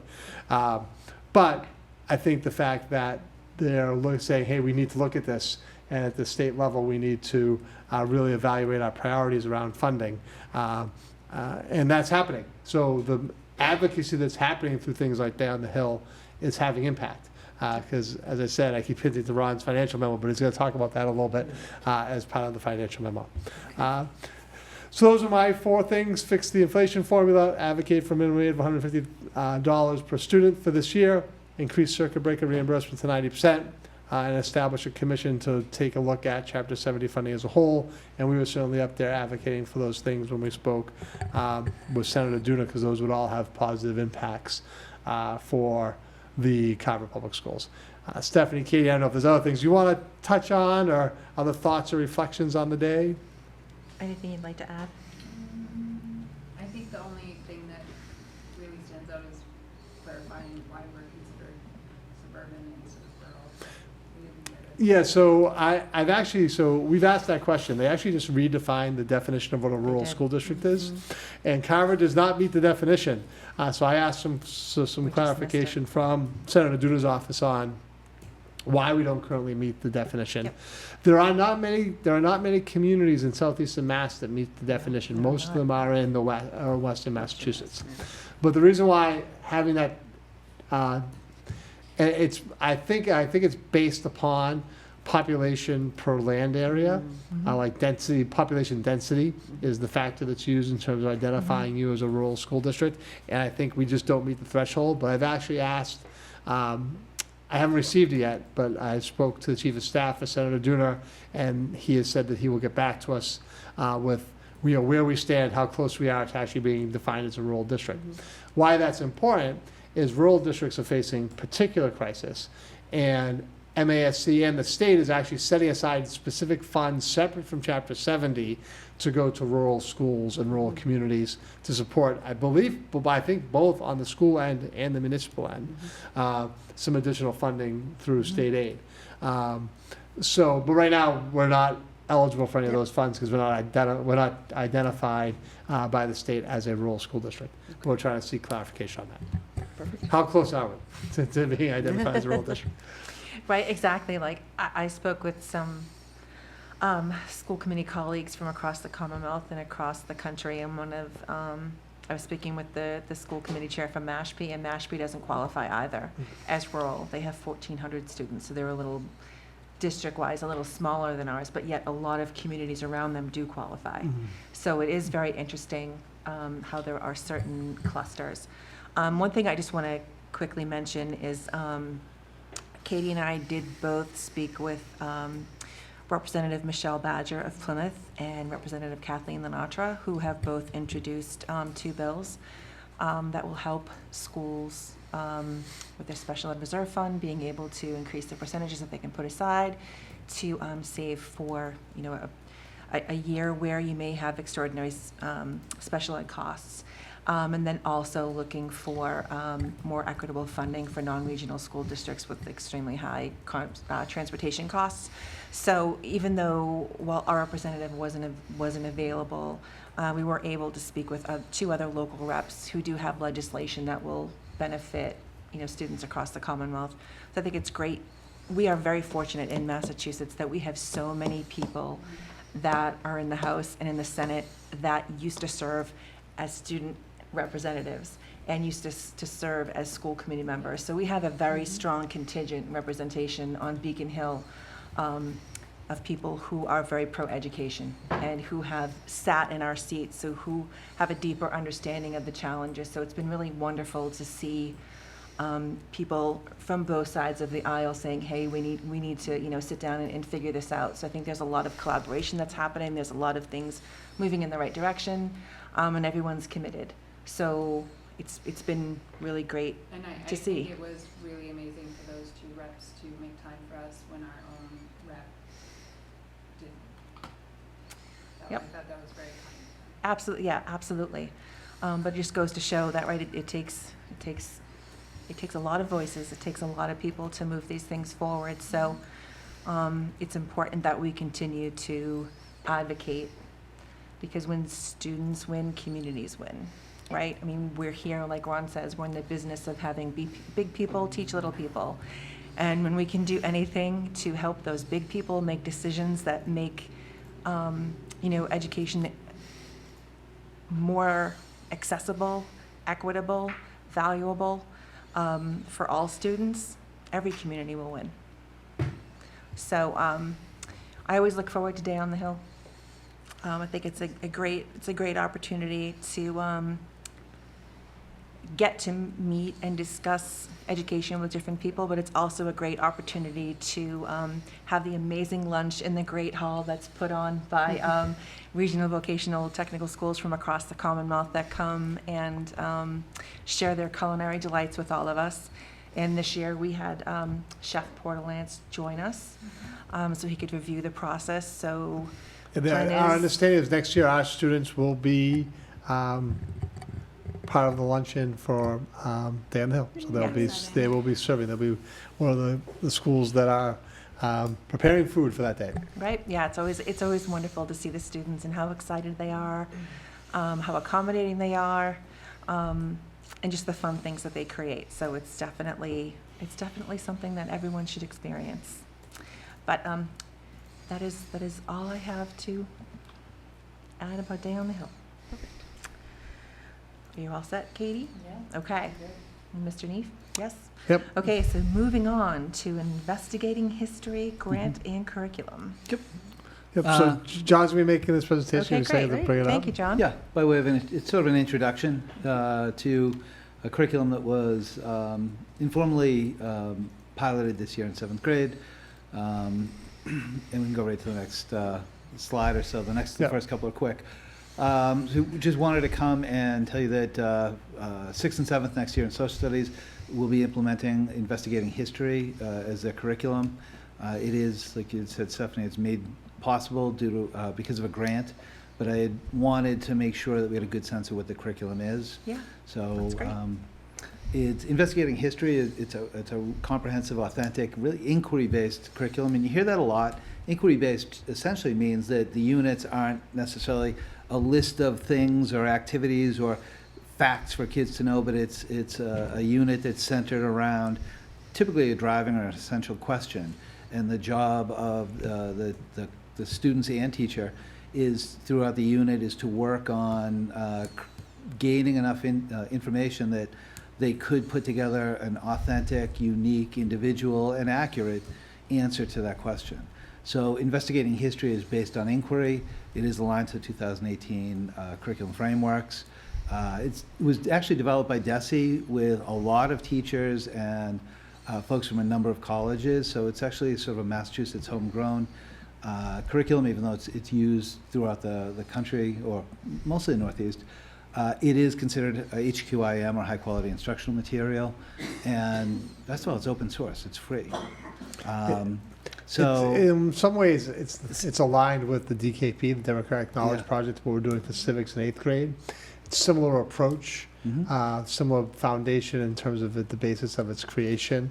And as John said, it's homegrown. It's from Massachusetts. It's starting to expand a little bit beyond Massachusetts. And it's open source curriculum. You can go online and look at investigating history and pull up the units and provide at no cost to schools. But the reason why we have the grant is I don't know if you're going to, guys, won't take away the whole presentation. All right, we'll get back to what but the grant provides, since I said it, the grant is going to provide teacher training for implementation. So it will give us a couple of years of teacher training to prepare them to implement the curriculum. Yep. So the frameworks set up 6th and 7th grade social studies so that it's almost like a tour of the world, different areas within each unit. You tend to study the geography and how it impacted the beginning of civilizations in that area, and then the cultures, the social systems, the politics, the economic systems that developed over time, and usually there's a connection up to the modern time. So that even on, like any of those units, kids will have a really good sense of the people, their history, and what's going on in that part of the world today. There are 5 units in 7th grade, which looks uneven. 6th grade actually also consists of, maybe not a unit, but a module that compares monotheistic religions of the world. In the midst of, I think it's Unit 2, they sort of stop and they look at like the Christianity, Judaism, Islam, and then the kids have that sort of in their back pocket as they move forward. So that's what gets covered. The methods, like I said, it's inquiry-based, it's student-centered. meaning kids work on the question. Teachers tend to give authentic source materials, in other words, oftentimes primary source materials or photographs or slides of them, that the kids will sort of work on and make sense of why things are that way. They often try, as they learn about modern times, they make those connections. And then one of the things I really like it is that it also develops students' literacy as they're reading and writing, working out solutions with a partner, and then maybe laying out their evidence, their reasoning for answering the inquiry, the essential driving question, laying it out with evidence. So really, it strengthens all those literacy skills. It also, as kids learn more of the world and more context, it makes them stronger ELA students when they get there. And then lastly, it really just reinforces all the deeper learning work that teachers in the middle and high school are doing. It's all kind of based around student voice, student agency, some choice. It really, I think, complements nicely everything else that's going on. And in some ways is very similar to the building thinking classrooms in math. So, just wanted to give you a picture of what it looks like. Like we said, it's used widely in Massachusetts. So the group has put together a short video just explaining what investigating history is like on the ground. And you'll notice a variety of communities. The inquiry cycle, Oh, sorry. You introduce a question. You allow the students to talk with one another about it. They generate questions in response, and you build this whole space where you're engaging with the information, and then you let it sit. I think that's really, really interesting. You let it sit there, and you change it as you go from lesson to lesson. It's not an immediate satisfaction. The students have to learn to be okay, not having the answer right at the beginning, and changing it, and adding more to it until they get to a point where they've learned along the way of having different ideas and changing their ideas to the point where they come to a conclusion that they can own and are comfortable with. There is a 4th and 5th grade curriculum we're not using, so you'll see in the video sometimes there are elementary children. Okay, we're just using 6th and 7th. We're starting 6th, 7th, and obviously we'll, as we go Yep. forward, we'll consider in terms of implementation for 4th and 5th. That people from a long time ago wrote, and we get to see things from their perspective. Investigating history has taken all those concepts and standards that we need to teach as educators and just brought them off the page. It allows students to talk to one another. It's very question-oriented and inquiry-based, and that alone just gets students up and moving and engaging with sources in a way that's authentic. In previous years, social studies usually gets a groan out of this class, and when we start to talk about we're going into social studies today, they know that they're about to get together with their peers, they're about to debate, they're about to discuss hard topics, and they just love it. I feel like I'm helping them learn skills that you wouldn't normally get in 7th grade because of the approach, because that they are the ones that are trying to answer their own questions, learn about these societies, the world around them in these new ways. And I think it's good for kids to see that I don't have all the answers, but I know how to look for the answers, and I want to teach them how to look for the answers. The use of specific protocols and recycle has strengthened my ability to incorporate more student voice and allow me to kind of step out of the information dropper role and to be more of a facilitator. As much as I thought I was a pretty strong classroom manager, this has allowed me to kind of see areas that have improved. They are grappling with really challenging questions about the past, and all of that is encompassed in the investigative history inquiry arc, which is integrated through every cluster of every unit. That's how we teach kids history. We teach kids history by having them do history. They're able to kind of drive the conversations that we're having by creating those wonder questions. That really gets them excited to learn about that essential question and kind of leads us into those inquiry searches moving forward into the second step, which is investigating those sources. And then coming to the end of the inquiry arc when we start to put it all together to kind of come up with an answer without me having to tell them. You kind of investigate. So after you do that, you're going to talk about what you notice. If there's a question like,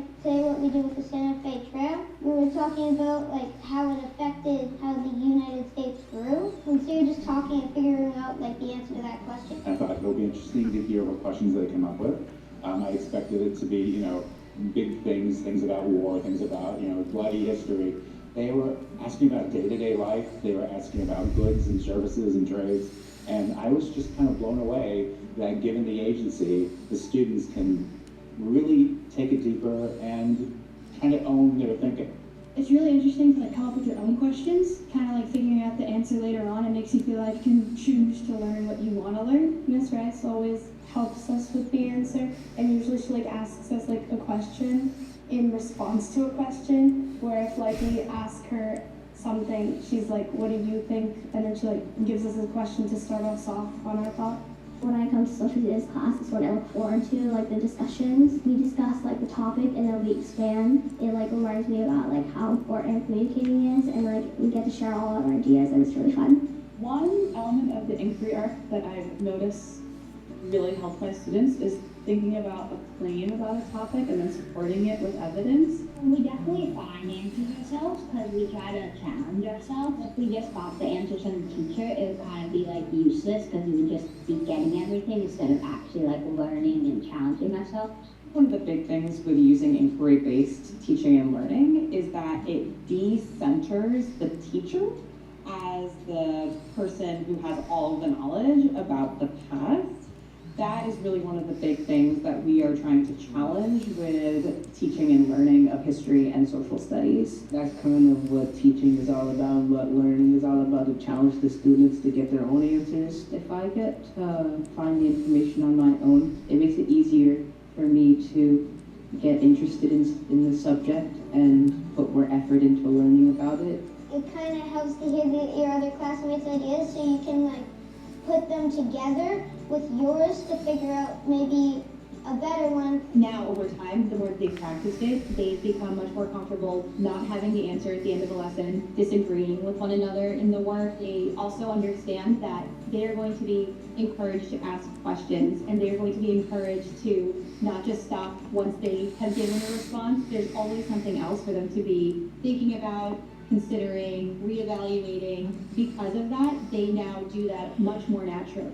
That inquiry piece, they're all so engaged, and once I hear them picking things up and no longer just adding on to what people are saying, they're diving oh, but I was thinking. And so it's a lot of almost animation in the room. It gets loud, it gets busy, it gets maybe a little bit messy, and that's when they start going through the maps or going through the analysis of artifacts, whatever the activity might be. I know then it's time that we can move on to those next steps. They can start pulling together because they're naturally starting to think about it in their own perspective. They're bringing in other people's ideas, they're hearing that, and they're really taking off. So as you hear in the words of the kids and the teachers, this really is going to be another facet of the deeper learning work that's being done at the middle high school, but it's in social studies. It's reflective of some of the things that were said about the shift in math as well. So we're really excited about it, and if you don't mind going to the next slide, the implementation, like I mentioned, it was informally. Hold on 1 second. Yep. It's not letting me escape. Huh. How about how to escape? How about that? Try that. There we go. And we can, if you don't mind, we just skip over that. So really, as I said, it was piloted informally in 7th grade this year. Got really good feedback. Mr. Cully worked really closely with the 7th grade teacher who tried it, and they were really impressed. And based on those experiences, the other social studies teachers will sign us up. We want to try this as well. So that's where it came from, but really what makes it possible is the grant that we received that Mr. Cully and I applied for and were fortunate enough to receive $14,700. That's really all about providing teacher support and PD over the next 3 years. So rather than just here's a bunch of curriculum, good luck with it, our teachers will have regular support on implementing and reflecting on how it's going and really fine-tuning and honing the use of this curriculum over the next 3 years. So we're really excited about it. Excellent. And this isn't our financial update, but we could vote it now if you wanted to accept the grant. So the grant through Investigating History is, for $14,700. Since we're talking about it now, it probably makes sense to have a motion to approve that grant. A motion and a vote. Sure. Let me just close that presentation's covering my thing. I move that we approve the Investigating History grant and curriculum. I second. We have a motion and a second. Is there any discussion? I'm just curious, like, how is this money spent? Is it hiring instructors to teach the teachers? No, or is it providing materials?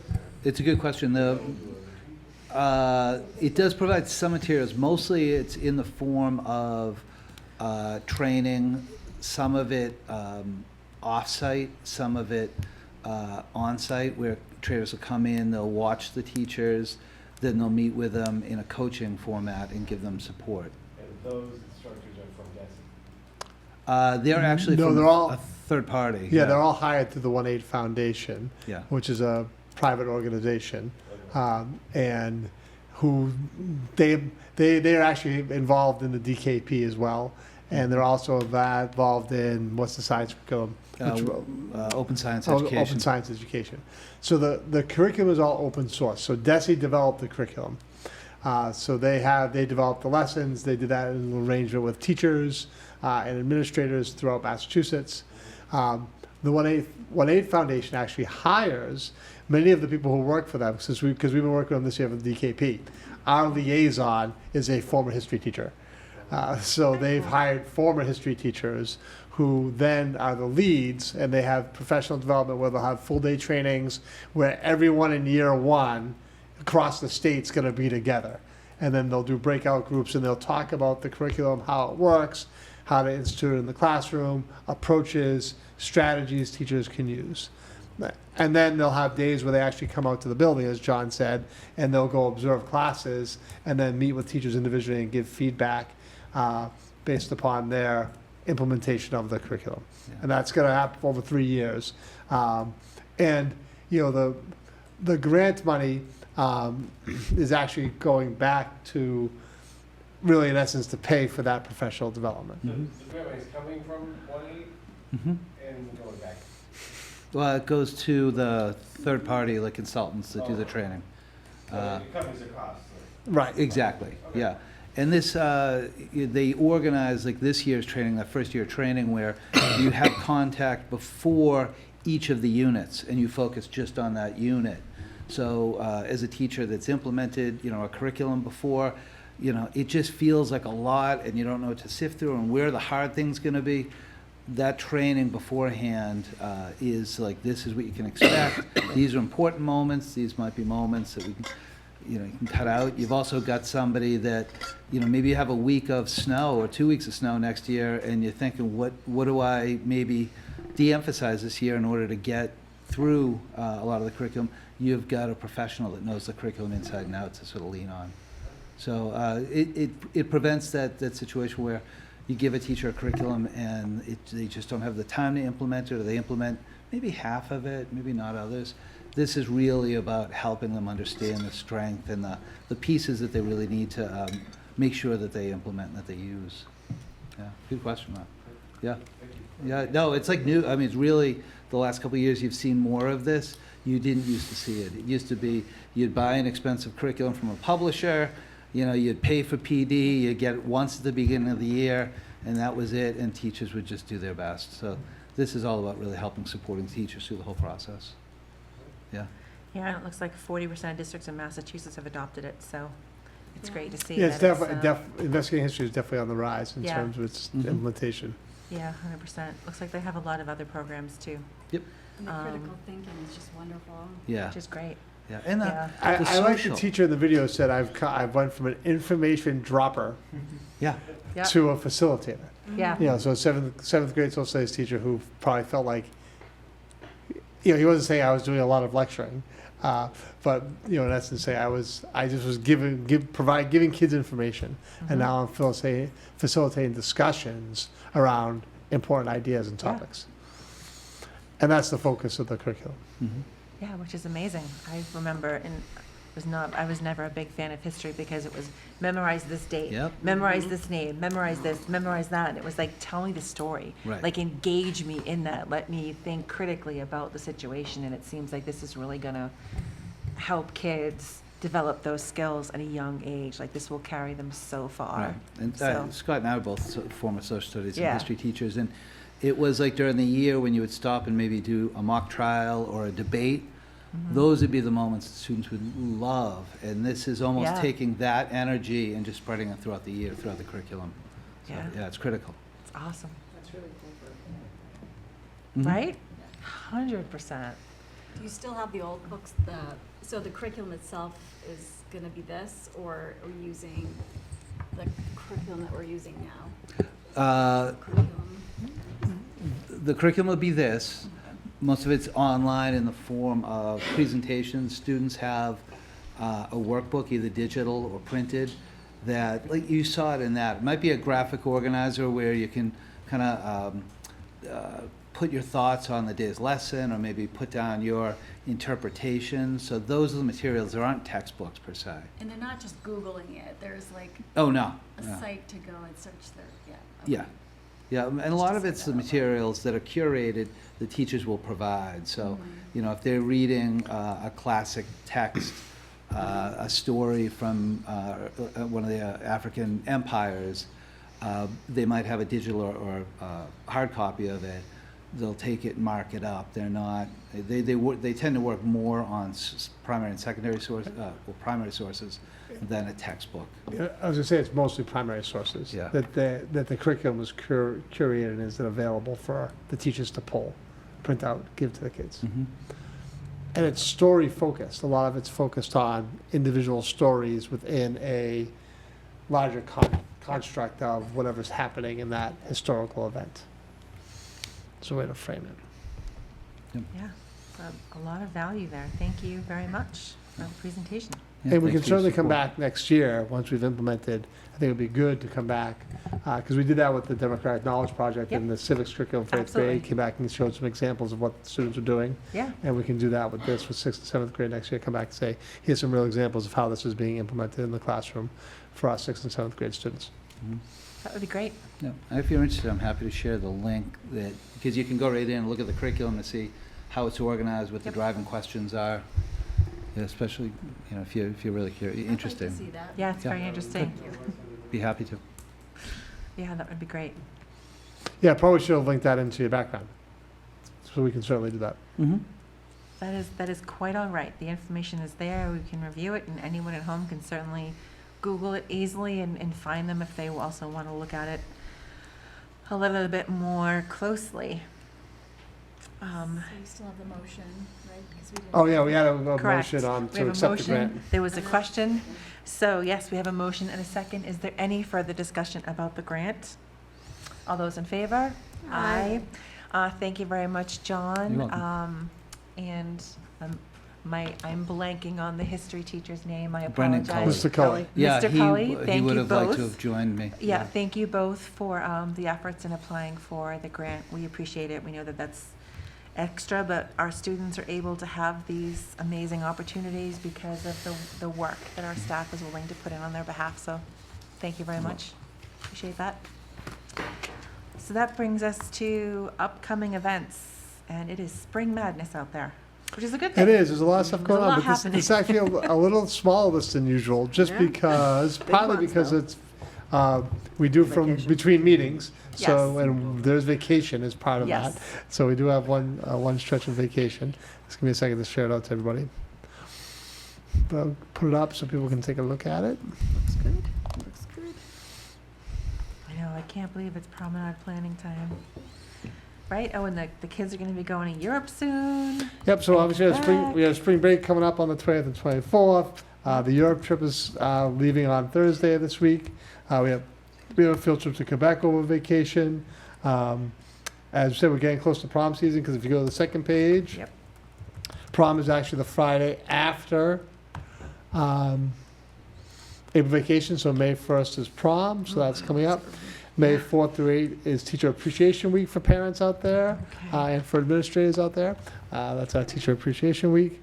And then obviously we do have a lot of testing going on right now between MCAS testing and AP exams will be starting after vacation. But as always, a lot of good things going on in the district. We encourage you to look at the district calendar and come out and attend events. Certainly athletics, we don't have the athletics here, but there's tons of games going on. The spring season is often packed because it's a little short because the weather sometimes isn't great, and then April vacation and trips and playing around all those things makes the spring season sometimes tight. But so there's a lot over the next month. There'll be a lot of games up at the middle high school. I encourage people to go out and check those out. Absolutely. All right. Well, thank you very much. So that brings us to recommendations from the superintendent with the financial update. Financial update. We'll go to Ron. Hey, folks. Thank you, Ron. Yeah. So we're here in financial quarter 4, just past the halfway mark for our school year. There we are. So with your financial updates, not much from Washington right now, from education, finance, but a lot from Beacon Hill. As Mr. Neef alluded to, I've got a little bullet there that just gives you like a 10,000-foot view of the South Shore and education finance. There's actually this really neat like AI tool that goes out and attends meetings essentially, and then like transcribes the meeting and publishes it, which is super helpful. So you've got the link there that just shows this snapshot of a number of communities in our area and what all of their school committees are going through and all their finance committees and their select boards are going through right now. And the theme, the takeaway really is a lot of the things that you talked about from Day on the Hill, right? Increasing costs sort of across the board, be it health insurance or utilities or special education or transportation or infrastructure, like all of those things really outpacing the revenue stream from the state and then obviously locally as well. And what does that ultimately mean for the South Shore? You're seeing this real spike in operational overrides that, I've been in education over 2 decades, and typically an operational override you'd hear about one every couple of years. And the past few years, they've been much more regular, and this year you've got several of them just in our area. Most of them are, centered around communities like Carver that are minimum aid communities, hold harmless communities, and so therefore their large majority of state funding, which comes from Chapter 70, is essentially flat. And so I just share that with you to give you context for the financial landscape here in our region in terms of Massachusetts and education finance. And that brings you to that second bullet, which again sort of underscores what Mr. Neef and Ms. Clorty and Ms. Sullivan were talking about from Day on the Hill. This coalition of community members and school committee leaders and school district leaders trying to come together to think about how do we have a thoughtful, honest conversation around Chapter 70 so that it is equitable, both in terms of the communities that need those resources that are growing, as well as your rural communities and your suburban communities that are right now are in this hold harmless or trap in terms of the funding formula. And there's no easy answers. I guess I want to name that as well. Like it's easy for me to sit here and say like that should be fixed, and it definitely should. But there's only so much money to go around in terms of state funding. And so what you see there is just a quick link to that's called Coalition 211, sort of represented at the time when it was created 211 communities that were in this hold harmless conundrum. It's up to about 285 communities around the Commonwealth, which we talked about in the budget season.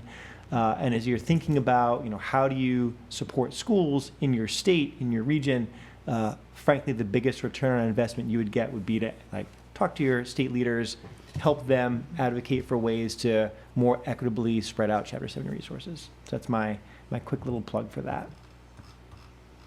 We talked about the grant award. Thank you for your vote on that. We'll process that on our end. And then you have end of quarter 3, start of quarter 4. Those are your warrants. In gray, the ones you've already voted on. Those are not grayed out are the ones that we'd request your vote on today. On payroll, you see your spring activities pay stipends go out. And that's sort of the anomaly there. But answer any questions, and we'll do transfers, sorry. And then you have quarter 3 transfers as well. For those at home. Yeah. Quarter three, as Mr. Neve's putting that up, so quarter three is important for transfers predominantly because it finishes our winter. And so your transfers are typical. You've got a number of your transfers that are maybe more of your typical, so like row 6 and 7, number of your salary transfers. Those reflect lane changes and staff movement and those sorts of things throughout the year. Those are typical. Quarter three, we re-encumber the money through the end of the year. So we identify all those changes that Mr. Neef shows you each time we sit down and meet and say, oh, here are the staffing changes. We recalculate what the calculation would be for their salary through the end of the year. You get that in your quarter three update. But your biggest change, I think, in quarter three is utilities. We had a tough winter this year. We typically set your budget for your utilities. If you go to that middle, oh no, you're right, the first one, sorry. We typically set your budget for utilities based on a 5-year actuals, and it's been pretty mild the past couple of years. This year was not. And so you see your transfers for both natural gas and electricity, row 3, 4, 8, and 12 there. Especially 3 and 4 on natural gas were substantial for us. It's going to trigger a couple things on our end. First, we want to do some deep dive with our colleagues over in Eversource. We also work with a consultant that sort of helps set rates in the town of Carver more broadly. He's the folks that are helping us with that alternative on bill credit, right, that sort of thing, which will show some relief. To just take a deeper dive on what our actuals look like, but more importantly, what our projections should be going forward as well. So we're not sort of slammed after a tough winter each year. A few others that I want to bring to your attention. Row 2, something we talked about as part of the capital process. I think I mentioned a few meetings ago. We've had some savings in special education out of district, that 9,000 series, which is wonderful. And attached to that, the transportation is related to it. And because the community, like many communities, is wrestling with health insurance, recognizing that a lot of your capital is going to be bonded, we pulled some of our capital requests off the docket and are trying to use some of those savings to move them forward. So what you see on row 2 is using some of those savings to procure student Chromebooks in this case, which is part of that Chromebook cycle for the one-to-one program that we have. Yeah. Row 5, district-wide sped contract services. As Mr. Neef mentioned in the staffing update, we're hiring in a one-to-one nurse, which is wonderful. But in the meantime, we had that contract on the books, and so that reflects your contract. Only other last couple I'll share with you. Short-term subs does have a projection through the end of the year. Just as a reminder about that, we added 2 additional accounts for substitutes just to give us some more fine-grain analysis on staff subs. So in prior years, you just had this short-term and a long-term. This year, we added one for like internal substitutes as well. And what you see here is just a function of trying to even those out. You're still actually under your total sub costs for the year. And what you'll get hopefully going into 28 will be a much tighter and maybe more fine-grained analysis of how you spend your sub costs, either bringing someone in who's not an employee or paying employees to cover for each other's classes, right? So it's just maybe more information you care to know, but a bit of a dive on that. Do you actually have the defined between the 2 schools as well? We do, yeah. We didn't before, and I think that was one of the things that I wanted to get a better handle on. We had long-term subs and we had short-term subs, but they weren't defined within the buildings. And so what I wanted to get a better sense of is how much do we spend on each building for that internal stuff, right? So my point in saying all that, which is probably long-winded, is that you're okay on subs. That's not like your utilities. But you'll need some more for the external folks, and therefore less for the internal. Last one I'll just share with you is row 10, home instructional services. That's just outpacing projections. It's tutoring for displaced and homebound kiddos. Can also be kiddos who are hospitalized, higher than typical this year. Answer any questions that you have and request your approval to move the transfers forward. In regards to the Chromebooks, I thought we pulled that off capital because we got a grant. We have a grant for part of the Chromebooks, and the remaining portion of the Chromebooks are going to be through local funding. And that's that $150,000? That's correct. Not to bore you with the details, but I'll dive a little bit more into it. We actually had a contract queued up, I don't know, 5-6 weeks ago now, to move forward on the Chromebooks. The vendor, pulled out of the contract because, and this is a little out of my depth, I believe the expansion of AI has had a run on RAM. I may be using the wrong term. I believe it's RAM. Yeah. Anyway, the Chromebooks we And the wanted to prices have, which go are substantially cheaper, don't exist, won't exist. We had to pull it back. And so you've got a markup on that that's pretty substantial. We're still using the grant to cover one of those grades. This is covering the remaining portion, unfortunately, at a higher markup. Last thing just to say, since we're diving into it, we work with, they're called OSD and MHEC. It's cooperative purchasing state organizations that go out and get us the best possible, most competitive pricing. So we try to pool like a larger procurement pool. Carver's small, we don't have a lot of buying power, so we work sort of leaning on the state's buying power to get the best price on it. And I'll be frank with you, that's not a great price, but we need the Chromebooks, and they're, from what I've been told from our tech folks and from the folks sort of at that level, are saying there's just a run on this component that is in your laptops across the board. So I can give you an It's example. probably more, I think. I do this all the time for work, and so I buy like, I don't know, like 16 gig cards for a new laptop that I give to a user. It went up from $40 to $120 per card. So, and he's absolutely right, the run on RAM right now is insane across the board. Eventually, when this dies down a little bit, I think the prices will come down, but yeah, it's scary right now. Like, I can't get anything, even for my own, users' machines, for less than $100. And it's literally this big. So the next time you're using AI to get a picture of Mr. T, remember, it costs us money. That's expensive. So that's where you stand with that thing right there. Yeah, it's a good question, and thank you for asking. I should have added that to my note. Money, resources, it's Yeah, between water, electricity, it's insane. It's a whole other thing, I think. But yeah. Yeah, it is. Any other question I can answer for this? Brilliant. Thank Anyone you. else have any questions? No. Okay. Okay, you ready? Yep. All right, I move to approve the budget transfers and warrants as presented this evening. Okay, we have a motion and a second. Is there any additional discussion or questions? All those in favor? Aye. Thank you Thank for you that. very much. Yep. So that brings us to school choice for 2026-2027 school year.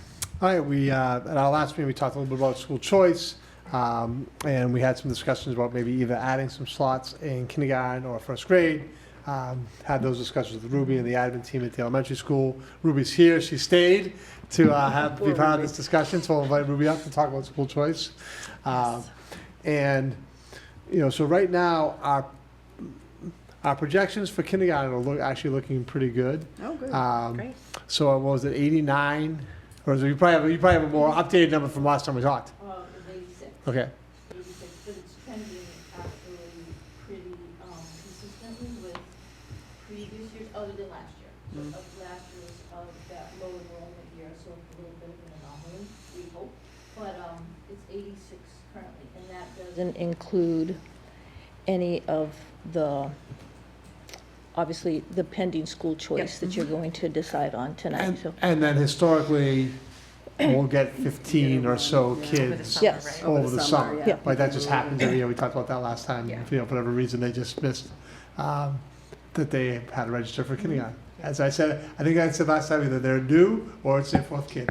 And so they're like, oh yeah, I got to register that kid for kindergarten. So, if you added that 15 on, that brings you over 100 if you had 5 school choice. So we're trending for, we're never going to know exactly what it's going to be, but we're trending right now towards a class of about 110. Oh, good, yeah. 110, 115. Yeah.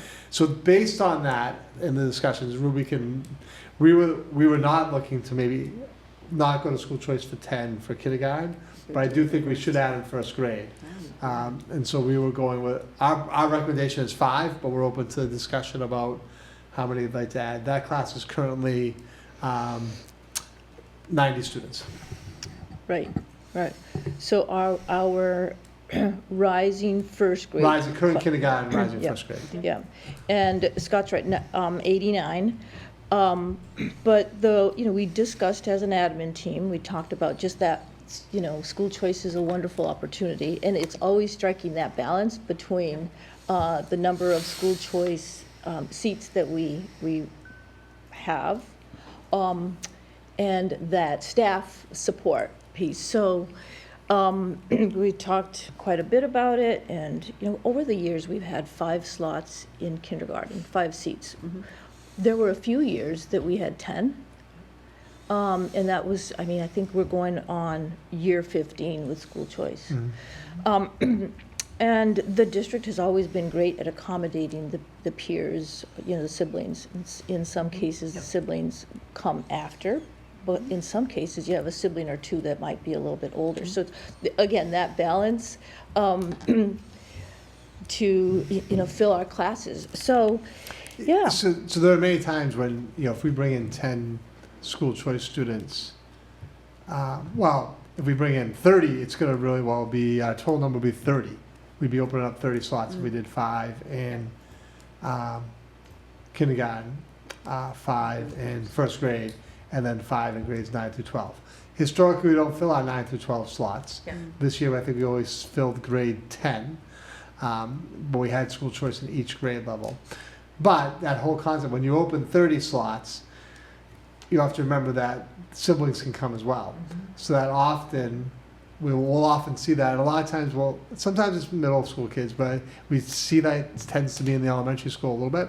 So that was also a concern about, as you add more slots, now you have the opportunity of maybe you bring in another 3rd grade, another 4th grader. And it's like the 4th grade right now that's our large class with 147, right? 147, I believe. 147, yeah.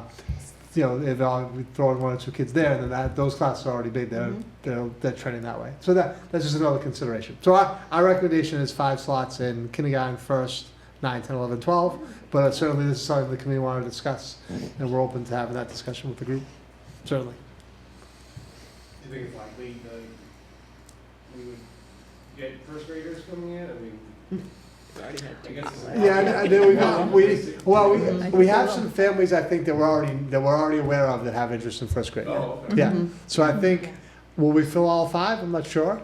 But I think we'll get interest in first grade. Yeah, I've because got we're some already aware interest, of. and people have asked me about it already. Yeah, and it's interesting too with first grade, we had first grade school choice a few years ago. There were students that, the school year started and the seats weren't taken, maybe there were 2, but as the year progressed, other students moved, either they found out about it and they started mid-year, or a family that moved from Carver, they were able to take that school choice slot. So those 5 in that first grade year ended up filling. Yeah, and that's kind of nice. When you have a cohort or a group of kindergartners starting with that whole group, it really helps to, they are right away integrated into the culture and the environment. So we like having that earlier than later in the younger grades. Yeah, for sure. Thank you for coming back. Thank Yeah, you 'cause for I think being we open to talked the to- conversation. We had talked maybe about it. adding 5 more in kindergarten as well, but that we're a little bit more concerned about that just based on what the numbers Yeah. are trending right now. Yeah, that was why we wanted input from you, from the admin team, because you're the boots on the ground, so you're the experts, you would know better. So thank you for coming and being open to that conversation. I think it's important to always have your feedback and your input to your building. Anyone have any other questions? No? Okay. Seeing none, if someone would like to make a motion? Okay. I move that we approve 5 school choice slots to be opened for students in kindergarten, grades 1, 9, 10, 11, and 12 for the 2026-2027 school year. We have a motion and a second. Any additional discussion? All those in favor? Aye. Thank you very much. You're welcome. And thank you for staying. You're welcome. Thank you. Absolutely. We appreciate your input. Yeah, that's great. Thank you.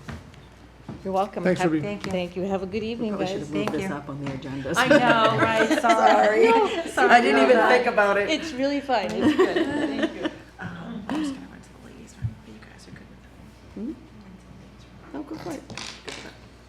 Okay.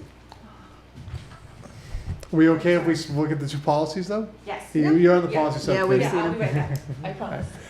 So the first one is, unless you want, the whole group wants to take a 5-minute break, but we're close to the No, end. we're good. We're almost there. We're Go almost for it. there. I know, sorry. So we did a first reading of policy EFD, which is food service account management. And we're proposing a minor update to this policy, which would be to remove a paragraph which is highlighted on the screen here, which says failure to maintain up-to-date accounts may result in a delay of a student's extracurricular school services, especially those that are fee-based. Graduating seniors may lose the ability to participate in certain graduating-related activities if they don't keep their food service account up to date. When you look at this policy as a whole, you may look at this and say, do we even need this policy anymore because we have free lunch for everybody? The policy itself is actually required through the USDA, and we do have some students who maintain an account because they get second lunch, or they do a la carte. So there are some options there. So even though we currently have free lunch for everybody, that its account system is still in place. But this piece of, you know, if students are delinquent or delayed on their account is just, A, it's not really an issue, quite honestly, based on where we stand currently with the way lunch is funded. And B, I would say this is a piece of the policy that we weren't necessarily even fully enforcing. Like, we weren't keeping students from participating in extracurricular activities or those types of things. So as we were going through, as Ron and the food service director were going through the policies related to food services, their recommendation was to remove this section. Ron, I don't know if you have any additional piece of that covers it all? All right.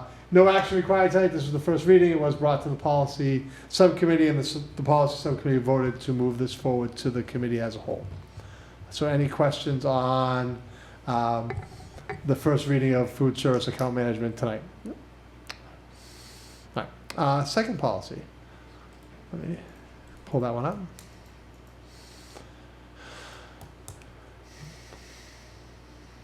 And share it out. I'm almost there.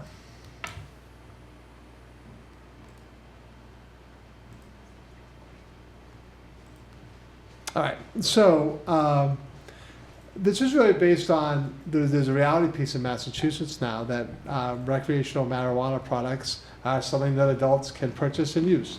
So we're just updating our policy in regards to, this is more geared towards adults. So the current policy is tobacco use on school property by staff members. We would recommend a change in the name of the policy to tobacco and recreational marijuana products used on school property by staff members, and basically just add marijuana products to the list that includes cigarettes, cigars, little cigars, chewing tobacco, pipe tobacco, snuff, electronic cigarettes, electronic cigars, electronic pipes, and other vape type materials, that's saying that even though these things may be legal for adults to use, that would be inappropriate for them to use during the school day or on school grounds. And I think this is more just kind of updating a policy based on the times and the reality of those products that people could use legally. So I'll take any questions about the policy. Again, same thing, this was a first reading. We're not looking for any action tonight. We'd bring it back at the next meeting. And this was approved by the policy subcommittee to move forward to the full committee. Any questions? Right? Bill? Go ahead, Bill. I see, Bill, you got it. Bill's got a question. So there's medical use for marijuana, right? So someone who was, and maybe this doesn't make it clear enough, someone, who had a medical marijuana, I had trouble saying the word, someone who was prescribed marijuana as a medication by their doctor, like any other prescribed medication they would be allowed to take. Yeah, 'cause it So says that's recreational use, I think, is the key phrase there. So, okay, because I was just making sure that was the intention. Yeah, that's Wow. yes. And I don't know if you think it. In medical sense. Yeah, allow in medical sense. Not in recreation. Correct. And if you think like the language needs to be clarified, we can certainly look at that. I just wanted to make sure. I don't think it's a huge deal. Yeah. But, and somebody who's comfortable could be sitting with Yep, absolutely. Use a marijuana cigarette. Mhm. And I got my prescription here. Yeah. That'd be okay. Yes. Is there anywhere in any of our Well- policies that say that that would be okay? Because it should be written somewhere, just for clarification. I don't believe so. So maybe I would probably put it in here somewhere, regardless if it's here or somewhere else. Okay. My only concern was with that is, are we going to police people and ask them to show what their medical marijuana card? I mean, I'm Legally, just, can we even do right, that? like, I I'm don't think we thinking can. like, that brings us to, you know, personal and private information, so, I'm certainly open to, you know, doing some more research to see if there are, any other policies out there that address that. I just worry about that, you know, that line, like, HIPAA. exactly, That HIPAA. line could be presented to us, so we should, I think that's a great idea, is to see if there's another place. Yeah, legally, I'm not even sure you can do that, but yeah, definitely. I'm pretty positive, like, we can't ask staff what their medical history is. Right. No. And I know we've been talking about recently over a different issue, that we can't maintain a record within their personnel file. Mhm. So you cannot maintain the staff's individual, medical records within their personnel file. You can maintain, if it's voluntarily, you can maintain medical information about staff if they volunteer it and it's kept separate from the personnel file. It's actually the regulation on that, because we've been looking around something about allergies, and having discussions about that, of how do we identify staff who might have allergies. Yeah. So you can maintain it if it's voluntary, and then it's not part of their personnel file, it's kept in a separate place. Well, anybody with $100 can go get a medical marijuana card anyway, so. Exactly, they're pretty. This is common anymore. Mhm. Since it's now. Yeah, true, but. You wouldn't bother doing that now because. Well, yeah, you would, because you get discounts. And you don't have to pay the tax. And you don't have to pay the tax. Right. There's, But there's then if you do that, you can't get your license to carry if you wanted to. We can look Yeah, at this there's and definitely we can put a little trade-offs. more, we can put a little more thought into this and look at that concept of, Just a we thought, apply, yeah, let's just look. Yeah, because Might like as how, well look into it how anyway. would we Yeah. manage Just that for if fun. there's someone sitting in the bleachers at a game or? Well, someone, honestly, that Bill's example, I put, but if someone was sitting in the bleachers in the game, smoking, we'd say you can't smoke anything on school property. So, Right. so you I mean, need, and there's you know, also other ways that you could right. invest. And, Oh, right, yes. and certainly 100%. someone, I would think if they're at that level of pain, that they could do it without smoking in the bleachers. So I don't think we're gonna run. Granted, Right. you know, you're right, it was a little. Right. But it was an extreme. No, but it's definitely a possibility. And this you is know. obviously geared towards staff, not, Yeah. this is based on our employees, Yep. not just people who come to school. So this to is- Kate's point- This is like during work. To Kate's point, they can take gummies, they can have their gummies, well. No, wouldn't know. no, not No, if it's but he's saying not if it's like- not prescribed. He's saying that if Right. somebody has a medical necessity and they're smoking a joint on the bleachers, like, you shouldn't smoke around kids. I don't care if you have a medical card or not.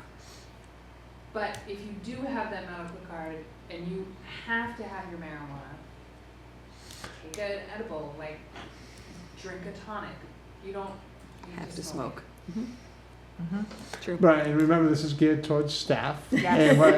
And we're also saying that, right, unless it's prescribed by a doctor, a staff Yeah. member should not be taking edibles or any marijuana Right. type products On on a regular basis while they're at work. And Yeah. also, as somebody that works with students on a regular basis, I can't imagine not wanting my wits about me when I'm with my students, and I certainly wouldn't want them to see me in a situation in which I was inebriated or stoned. Like, I wouldn't, Yeah. and I don't think any normal teacher. I mean, I think the whole concept, we'll go back to the concept of recreational. The Yeah. word recreational in there is it's implied that It's it's implied not that medical, Yeah. but we can look at that language to make that clear. And then, can we put gummies in here, or edibles? That's why we just put generic so many products. Yeah, recreational, yeah, because there's it's so in many pizza, different- it's in cookies, Yeah, there's, you'd be listing products for Yeah. days.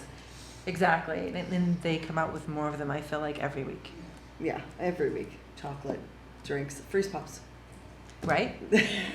You'd be listing products for days. I mean, I will say, I will just say, looking at the policy, a lot of the things, we did make a big list of things that were tobacco type Yep. products.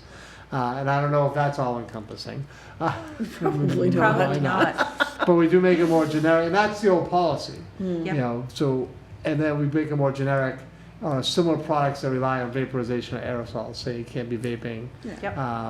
You know, We I'm can not also look opposed at to other putting the towns word. too and see what they have. But I think once you say including gummies, then people are gonna want, Well, you what's the could list beyond ingest gummies? Well, yeah, Yeah. exactly. Maybe ingestibles. Yep. And you could literally be listing things for days. Yeah, you could, Ingestibles yeah, would be fine, ingestibles though. would cover it. Yeah, So because we'll there look are, at, we'll look at adding the concept of ingestibles, we'll look at adding the concept of medical marijuana. Okay. and then what do we have for general visitors to the campus? Do we have something that covers that, say sporting event attendees or those types of anything? We do not, however, in terms of, you can't be intoxicated, we'll ask you to leave. I don't know, we'd have to do a policy search on Yeah. whether I it don't- covers I don't- marijuana. So you get, yeah. There's no tobacco use on campus. Right, that's Yeah, state so law. That's state law, Yeah. yeah. No, we don't need, that's the state law. Well, you can't drink on, School grounds either. on school grounds either, Right. so that's, you know, Or the public or on public property. on public Right. property, yeah. So I'm assuming that Yep. the medical marijuana probably has a similar state law. Teaching about it. Maybe. I mean, not the medical, sorry, the recreational marijuana. I'm getting them all confused now. Right, and I know that we had talked about signage. Do we have signs like at the stadium that say, Yes. I think so. But you like, can't you smoke know, and yeah, stuff? like no smoking, Yeah. all those Yes. types of Because things? it has the one with the dog on there, like you can't bring the Yeah. dogs inside the stadium, and yeah, Okay. that, yeah. We do. Sorry, I spend a lot of time there. That's okay.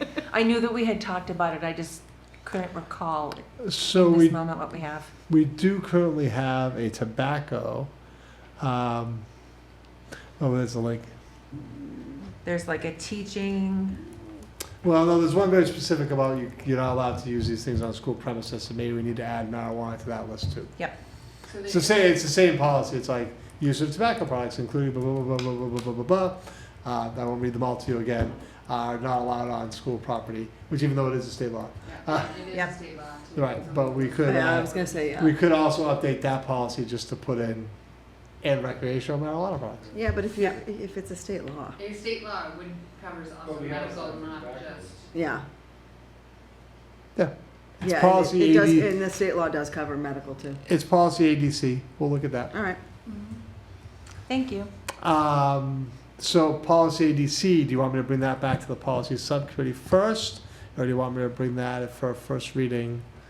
ADC is the one specific about, the public using these items on school premises. It's fine if you want me to go through the policy subcommittee first, or I can just bring it back with this since we're all discussing it. I think we can just bring it back, right? I don't think we need to, do you think we need to bring it to the policy subcommittee? I'm just gonna add. I think, I think it's just gonna be Yeah, we can do a adding first something reading, there, yeah. so. But, Yeah. so I will. I don't see an issue with that. Does anyone else have an issue with that? So it may, we'll look at ADC for the first time, and then we'll have a revision to GBED. Okay. See, this is why it's good to have a difference of opinions and to have input. Thank you, everyone, for sharing your views and your lenses. Appreciate that. Okay, so that brings us to reports from the school committee. Does anyone have anything they would like to report out? I'm sorry I missed it on the hill. My son's health comes before everything. 100%. Parents first. Thank you all for accommodating me tonight. Of course. And best of luck to all of the candidates in the election. Oh, we don't have another meeting before then, do we? We do not. We do not. Oh, this is it? This is the last one before the Yes. election? Oh, boy. This So is. remember to get out and vote on the. Yes, please. It's very important that the community get out and vote. Unfortunately, the elections are held during the school vacation week, and a lot of people go away. But if you are an eligible voter in the town of Carver, please, please, please get out on April 25th and vote. And they have Tuesday, the 14th, I think. There's a Tomorrow. Tuesday, Yeah, tomorrow that they that's can, an early voting. Early So you voting can is do tomorrow. Early voting as well, in Yep. the town hall. yep, get out there Get out there, get out there, get out there. It's important this year. Right, it is important to make sure that your voice is heard. So that's one thing that I wanted to talk about briefly. As most of you know in the room, I was in San Antonio this past week at the annual conference for the National School Boards Association to attend professional development and have the opportunity to connect with colleagues from across the country to share best practices, talk about shared experiences, opportunities, challenges, and just really find a way to connect, to see how can we use our collective voices to continue to advocate on behalf of public education nationally and within our states. So I made sure to be back in time for this evening's meeting, even though I missed the day of the conference yesterday, because I felt strongly about being here to review everything that was on the agenda, but especially school choice, where we had asked for that to have some additional input from elementary school and the all-team leadership. So a couple of things I just wanted to share. There were a number of speakers, but one of them that was really engaging and really focused on how students can have their lives transformed by an educator and by an opportunity. So the opportunities that were discussed this evening with the approach to math and the new history opportunity, those advancing teaching methods so that students can think more critically, build that sense of community, is really, I think, what's going to transform the future of education. So Brandon P. Fleming was one of the speakers, and he went from being a troubled youth to becoming an educator and working at Harvard University. And he shared his story, and he shared who was that change maker for him. And he shared how before he became a real teacher, he decided to become a teacher in his neighborhood, and he would hold classes in his garage. And then it just grew and grew and grew, and he thought he was doing a great job until one day he realized he wasn't connecting with his students in a way that really helped them think critically and learn and really engage. So he was sharing the changes that he was able to make, getting the kids to debate and to really have discussions, to really help them find their passion and use their voices. So he was incredible. So that is something that I will be sharing out with the rest of the committee. There were a few other presentations that I went to that were really wonderful, and we're hoping to bring them forward to either the Massachusetts Association of School Committees Summer Institute or to the annual conference. So that's something that we're working on. I just want to bring it up so I make sure I get the title correctly. It was a session on restorative leadership, transforming school culture through connection and accountability. And it was really amazing to hear the stories of how this district in New York, again, engaged students to be deeper thinkers and to have these conversations and to take a moment to have a circle. They would have an item that they would each share, so each student in the classroom had a moment to share something about what that item was. One of the presenters had a turtle. That was her talking piece. Her and her family lost everything in a fire, and the only thing that survived was their turtle. So she uses that turtle to share the story of resilience with students. So it was just really empowering to hear how transformative connecting with students on that deeper level and helping them build that sense of community, that sense of self, that sense of togetherness in the classroom can really help them rally around one another, and really lead them towards, owning the subject matter and wanting to share it with others and just really lighting up their curiosity. So I'm not an educator, but I sat and I thought of students I've known. I thought of myself when I was a student. As I alluded to earlier with history, it was never something I connected with, but had I had those opportunities to have those stories, and to have those, those deeper learning conversations as opposed to just memorizing dates and places and names, maybe it would have been more engaging for me. But yet when it comes to math, I'm all about the details. So I guess it's all in how you're wired to a certain extent. So those are two things that I really wanted to highlight. And thank you to Ron for mentioning and putting in your memo the true financial crisis that so many districts near to us are going through right now.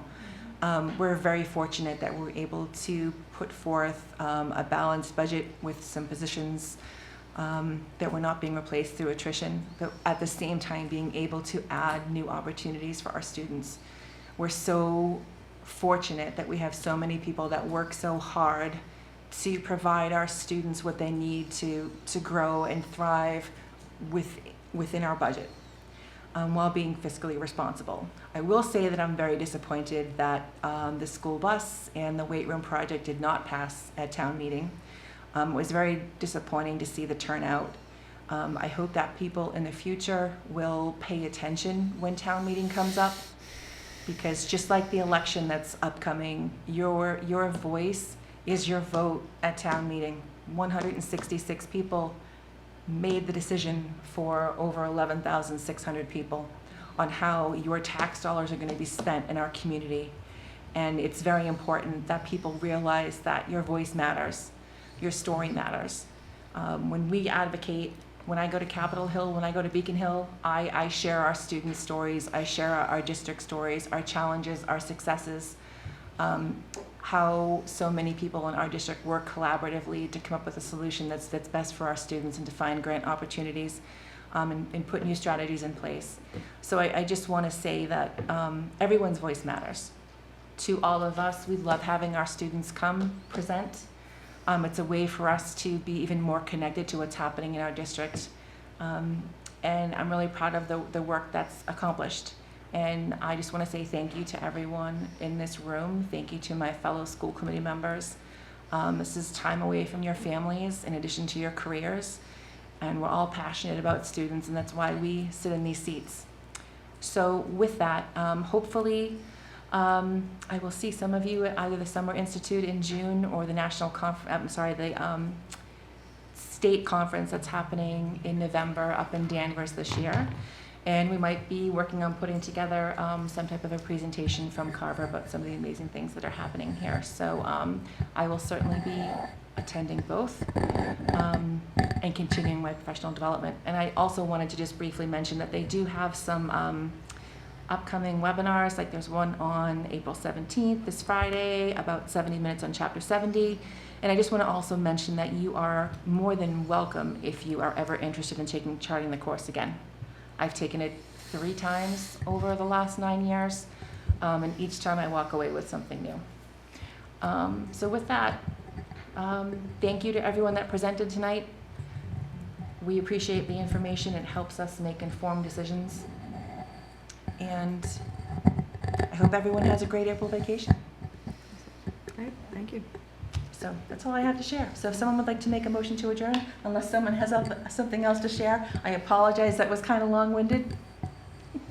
Good. Do you have anything to share?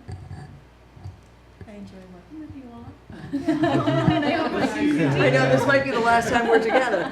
Right? It potentially could be. Which is why I just wanted to share my appreciation, because I know that it is a sacrifice and it's something that I'm clearly passionate about. I can't believe it's been 9 years already, but it's been a privilege.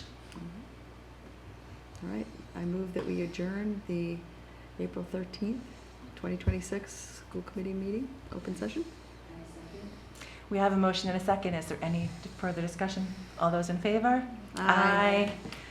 We are officially adjourned at 9:34 p.m. Thank you to everyone, and good Time night. to go to bed. Seriously.